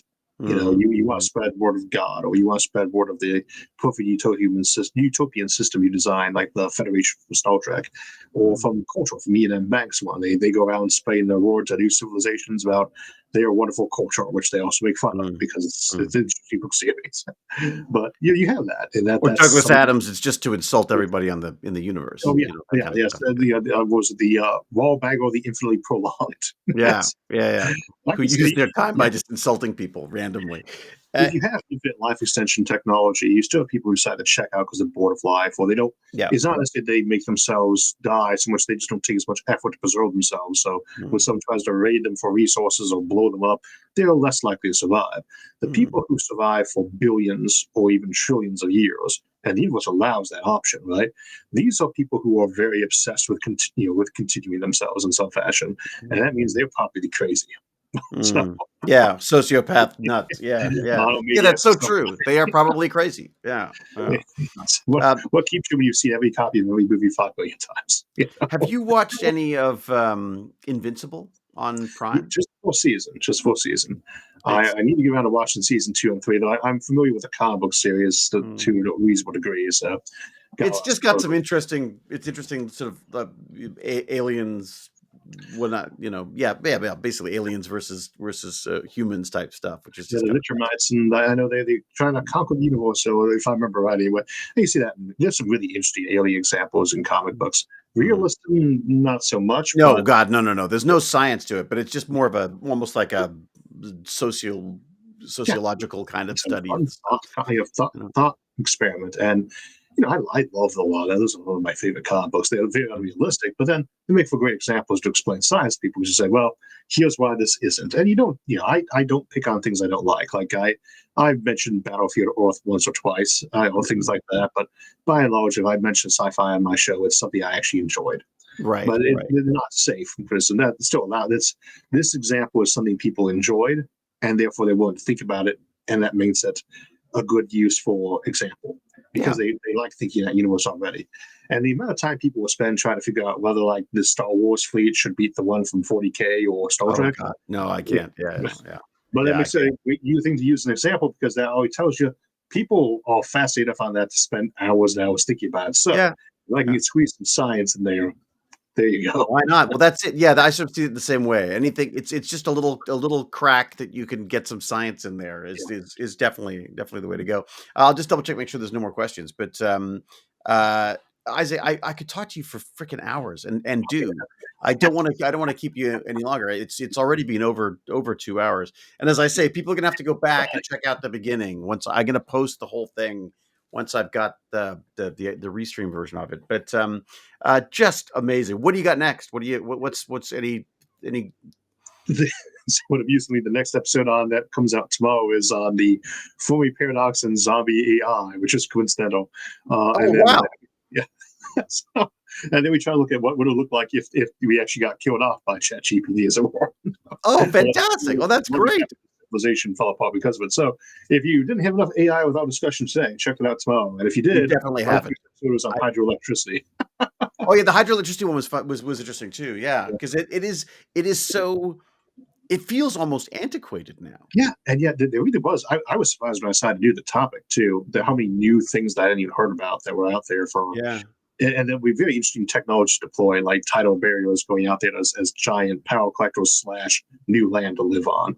So Mhm. there's always, old technology gets vintage, and sometimes it comes back around again. So Yeah. that was a fun one. We don't There was just do, you know. There was another thing I saw recently, which on the nuclear front. Oh, right, it was a nuclear battery. It was this little, Oh yeah, like, liter and there's a couple different ways those can work, but like you have ones that will decay slowly, like carbon Mm, 14, it slowly decays and gives off beta radiation. Well, what mm, is beta radiation? It's electrons and positrons, they're anti-particle. So basically, it's electricity. Very right. easy, very safe. You can protect yourself from beta radiation by having skin. It won't Ah, penetrate even basic skin. hey, Or I got that. yeah, Yeah, so it's yeah. something you could actually put in your pocket, whereas like an alpha emitter, not so much. Mm. But you could, you It's shouldn't. funny, So, yeah, because I like that. I was like, oh my god, that could change everything. There's so many of these technologies that I feel like could literally change everything as we go carbon forward. 14 diamond battery. And it's not that that's a good way to generate base load power. It's more something you'd use to store it at low efficiency. Mm, But we already do the batteries using the same amounts of energy to charge themselves up compared to what you actually use them for. So you mm. have a battery in there that you just jam in someone's phone, which I finally muted halfway through the interview. Oh, really? Oh, is it going? Was it going there?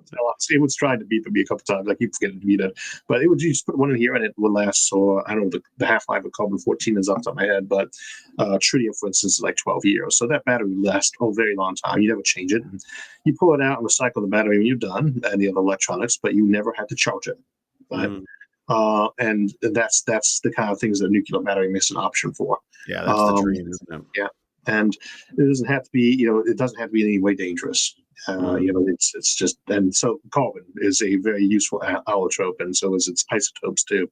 You mm. might have diamond batteries, other ones as options too, but these, it's just one of those things where I see what the technology that seems so crazy today is so commonplace tomorrow. I Yeah. started 10 Yeah. years ago, people saying we never have AI. Oh, yeah. No, no, no, AI was never gonna happen. And look, Computers, TV you prices couldn't have a there. computer in your house. What are you, nuts? You'd need to build another house for it. It's not in my current copy of The Office because my wife repainted the thing for me, but I used to have hang up on the wall this picture of a Tandy computer and Isaac Asimov, who's my namesake, my actual namesake too, because my Oh, parents yeah. would use Horn and say, "This Tandy computer, which you can get for just $3,000 in your home now." And I was like, I "Dude, cheaper than that." that was the trash, wasn't it? The trash 80? It was Yeah, the Tandy, TRS.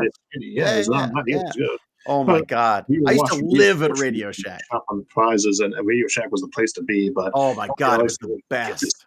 Now you get a big screen TV for just Yeah. $2,000. It's three-dimensional too. But you have to keep the actors inside it. Yeah. Yeah, it's oh my god. Yeah, no, there's I mean, you have to sort of be careful, I find, as well as you get older to not because you see you see younger people's eyes just glaze over as you go, it used to be. It's like Oh, they the don't care. best way, if you're ever trying to cheer yourself up, go back and watch stuff when you're like, under 15 or that kind of era. You can eat old game shows, and it will just remind you, and not just how much the things come along. Plus, most of us have positive memories. So if you don't, then don't do that. Right? Yeah. Of course, the sad thing is that I do that, and I was in some of it, Oh, so it's even worse because I have to look at that lush hair and young face, because I was professionally doing this at 16, so jeez. yeah. So I mean, it's funny you've mentioned in the past. I guess actually when you were talking about the Methuselah, I think you talked about at one point, which I hadn't heard this for years. Forever Night, Oh, you yeah. mentioned, 92. yeah, which Yeah. shot up Yeah. here, What's that to and the I hell? did an episode of, I remember one of the coldest nights of my life on the top of a roof being electrocuted. Yeah, yeah. I'm gonna go back through and find that episode because they actually have them lying around. I But don't. I can't remember what I did other than die. The only thing I remember is dying. no, you do feel that tends to be a lot of what you do. Yeah, yeah. That and a You lot of Mr. T stuff. I did a lot of those TNT episodes as I'm well. hesitant to go watch it now, though, just because like so many of those ones you go back and watch them. It's like I know this is such a great influential show on me, and now you watch it like, oh, good God, what garbage this is. So there's Well, a lot of I ones. I don't know when this is going to happen. I'm gonna be retired with a pig and a tractor before it happens, I'm sure. But I would really want to go back and watch the John Pertwee and Tom Baker Doctor Who I because have them. that was so important to me growing up. I grew up on those. They still had they had novel lost episodes. You had a little bit of Forced Gear of Second Doctor, but it was those two, Mega Scarf and Yellow Call Man, who did Kung Fu, and I love those ones. Peter Davidson too, but Yeah. yeah, Peter, I was starting to it started to fade for me for by Peter Davidson just because I was older and yeah. they I were mean, girls. I guess it was those weren't they were because we gave them as PBS like 2 or 3 years after it got made at that time. But Yeah. the chance to rewatch those is so good, and it's so horrible too at the same time. Blake Seven, that's another fun one to watch. Lake 7, yeah, I should go back and watch that too. Just I tried watching the Tomorrow People. like really bad sci-fi where they got the tinfoil. Oh yeah. One of the worst I saw was I went back and watched the first episode of the Tomorrow People, which was another one that I loved growing up. Which a bunch of teenagers who, as they matured, they hit puberty, and all of a sudden, all of their telepathic powers started, and they were all in sci-fi in like the 60s and 70s. It was everywhere. Well, before that too. All the sci-fi authors like Asimov and Clarke, and they still put telepathy in everything they did. Right. They have technological telepathy, but they haven't went that route. You probably have chips in your head later on, not to create a hive mind, but just because it's faster bandwidth to tell people what's going on in your head. So. I mean, we didn't even touch on some of that stuff, but I mean, I am fascinated by that because I am convinced that all of this nonsense about putting things on our faces and on our heads and trying to make it pretend that we're walking and stuff, just hack the brain. It just seems to make the most sense. They have multiple options there because you could give somebody a wireless keyboard was a hairnet that they wore or a headband. Some people are not going to want that stuff in them. To me, that's the easiest path, least resistance. Stick it in there once it's been properly tested. Let other folks do that. That's what mice for. But I think you got the Neuralink options, and those are good ones too. And I like the idea of being able to just have the hardware on me. Other people are going to want wearable versions of that. And the thing is, one will probably be better than the other, but you should be able to get away with doing both. Yeah, and if you want to be able to wear the stuff, that should be an option too. I think it will be too, but in the end, I think most people will go with just put the stuff in me. It's easier. Yeah. Well, I mean, so eventually that could be a cell phone, right? I mean, you're like we're basically have something attached to our hip all the time, anyways. Like in my pocket is always a phone, right? Change our clothing designs just to make room for those pockets. Yeah. Oh my God, yeah. I mean, I like literally in these jeans, I have a special pocket for the phone. That's so true. Yeah, go with you without things. Yeah. I keep trying to explain to my dad that it's not that they're not interested, that they're on their phone the whole time. It's just that is how the kids will interact with while they're on their phone. It's just like say, well, why you shut your eye off? This is the world that we live in now. So they're glued to the phone because that's where the stuff's coming from. That can be good or bad content. The same supposed to say, well, you turn that TV off and read a book, or put on the History Channel, or what the content happens to be. Yeah. And I do video education. It's a nice format I like to use. I start read stuff too, but it's the format that you're working from. That doesn't mean that kids shouldn't probably have less screen time, but in some ways, because I did that right now with my own kids, they got too much screen time at times. That's because even their class books are that way. We homeschool them, but most of their lessons are online videos.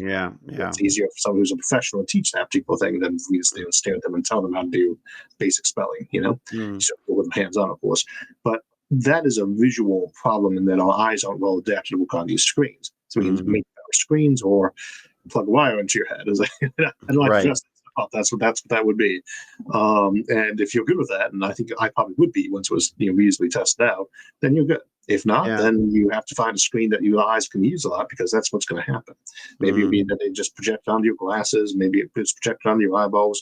There'll be options, and you get to pick the one that works best for you. Yeah, I mean that's it. It's options, isn't it? Yeah.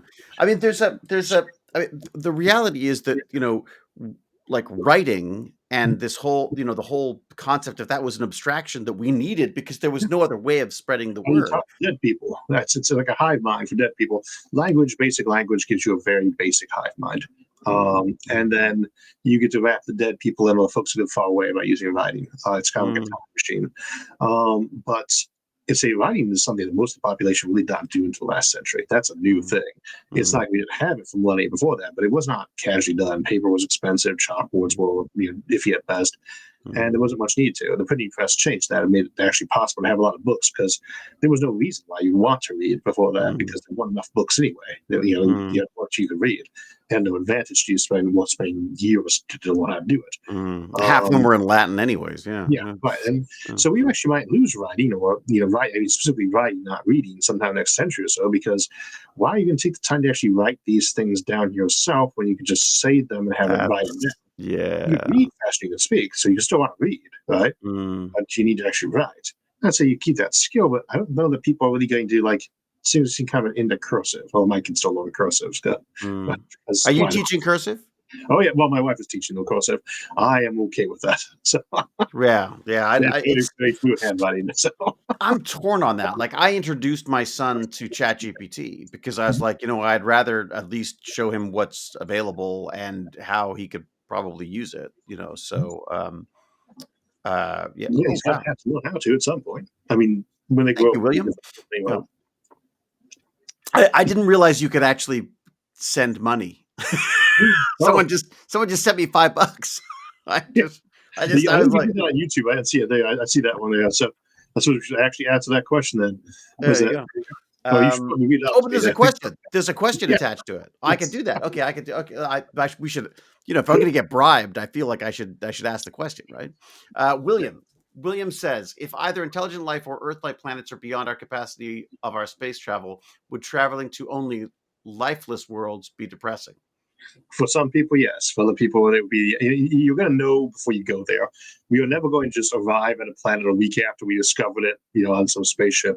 Right. Unless we have warp technology, which I'm not optimistic about. Yeah, me neither. I'm afraid. You by to deep scan that place before you ever started commissioning the ship that was going to go there. So you get there, you might say, well, we might find some life on it. Maybe like tiny little bits of it, cinnamon and rocks and algae. But then the folks are going to get there and say, I've traveled a century to get to study this stuff. I'm a biologist, and this is very important to me. And during that century of travel, where they thought about it a lot, some of those folks are going to work themselves up to a frenzy about it, and others will be like, I'm not sure really what's spending a century doing this. I could have gotten the report. I could have waited 2 centuries. Can you drop me at this planet? Yeah, I'm gonna. Yeah. Look, that's a whole political thing that I'm fascinated by. The idea of like extended travel in space, potentially generational, is just is extraordinarily complex. You are transplanting civilizations and ecologies. We do that. And I mean, you could theoretically do a lot smaller with like micro nanobots that we replicate stuff when you got there. But for the most part, think gigantic spaceships and cities, not it's Rendezvous with Rama, isn't it? It's that kind of exactly. Yeah. And I'm looking forward to seeing that get turned into a movie too. Knock on wood, though. So. Oh God, I hope it's good. Unless they start turning it into people shooting each other and blowing stuff up. And it's part of the problem is there really is a lot of action in that. So if they, but you should go see it anyway. This is the other thing that I'm loving about this customized future that we've got. Eventually we'll be able to type in, say, look, you know what, I'd like to actually see, whip me up a nice looking version of Rendezvous with Rama exactly. Experience. What movie did you watch? I watched more the political action thriller aspect, but that really wasn't the original. Yes, neither was them having a fight out with aliens on the deck, but we both watched that movie together in the same theater. So it's kind of neat, isn't it? I mean, the idea that you could be you can customize this stuff so that it could be so specific to what you want. On a less of a sense, the various different directors' cuts. I want a stacked side version of this one, but he didn't have anything to do with this film. Nonetheless, showed me. Well, and it's things like Superman can be Indian in India. You know what I mean? Like your lead person can be where it can be completely customized to whatever locality you want. I mean, and they also have because a lot of times with it is like you got Captain America, so let's make Captain Britain or similar like that. But you can take the existing character and change around. That's gonna be good for some folks, and we're going to debate whether that you should be doing that story or not. But at the same time, it's not about whether you should; it's whether people want to, and people want to. And they say, "Well, is this something I want to fight a war over?" No, not really. No. Probably not. You want to watch Doctor Who and you want everyone in the cast to have a Brazilian accent because you're from Brazil, go right ahead. I'd say let's do it with the original cast because that's part of the experience. But you know what? I don't think that's a jailable offense. You go do your thing, and I'll just teach you about how you had to watch it in your own forward version. Well, but people can argue over subtitles or dubbing. It's sub or dub, right? People will die over that hill on that hill. You know. But the thing to keep in mind is that is the civilization we are probably transweeing to. It's not that people could be petty in the past too, but we're moving towards a civilization where everything's post-scarcity and we're still around. People might actually have elections over whether or not we should keep the letter TH or create a new individual TH letter, because it would save us trillions of dollars of rewriting over time. Oh, and there's wow. nothing else to do. Oh my God. So we could just basically, oh my God, I didn't even think of that, of the customization becoming minutia that you can't control. Oh my God. Isaac, we're gonna have you back at some point, because I just love this. It was good. So much fun. The time sure flew by. And what was that? The time sure flew by there, didn't it? Isn't it ridiculous? I know. I checked and I was like, oh my God, I've kept him for like over 2 hours. This is like nuts. And you've got YouTube videos to put out, because it's on the TV, because you always get television when I'm doing interviews or recordings, because that's the one thing that guarantees they stay quiet. So. Oh, smart. Yeah, it was the iPad for us. That's true. Of course, now it's the opposite, because now he plays video games and it's so loud. You have to go in and say, could you stop swearing at each other just for a little bit while I do my podcast or whatever? They're not allowed to play with each other the same room on the tablets, and they have to wear headphones. Yeah. Headphones. Oh my God. That's that would be a dream. Cheap headphones, because they go through.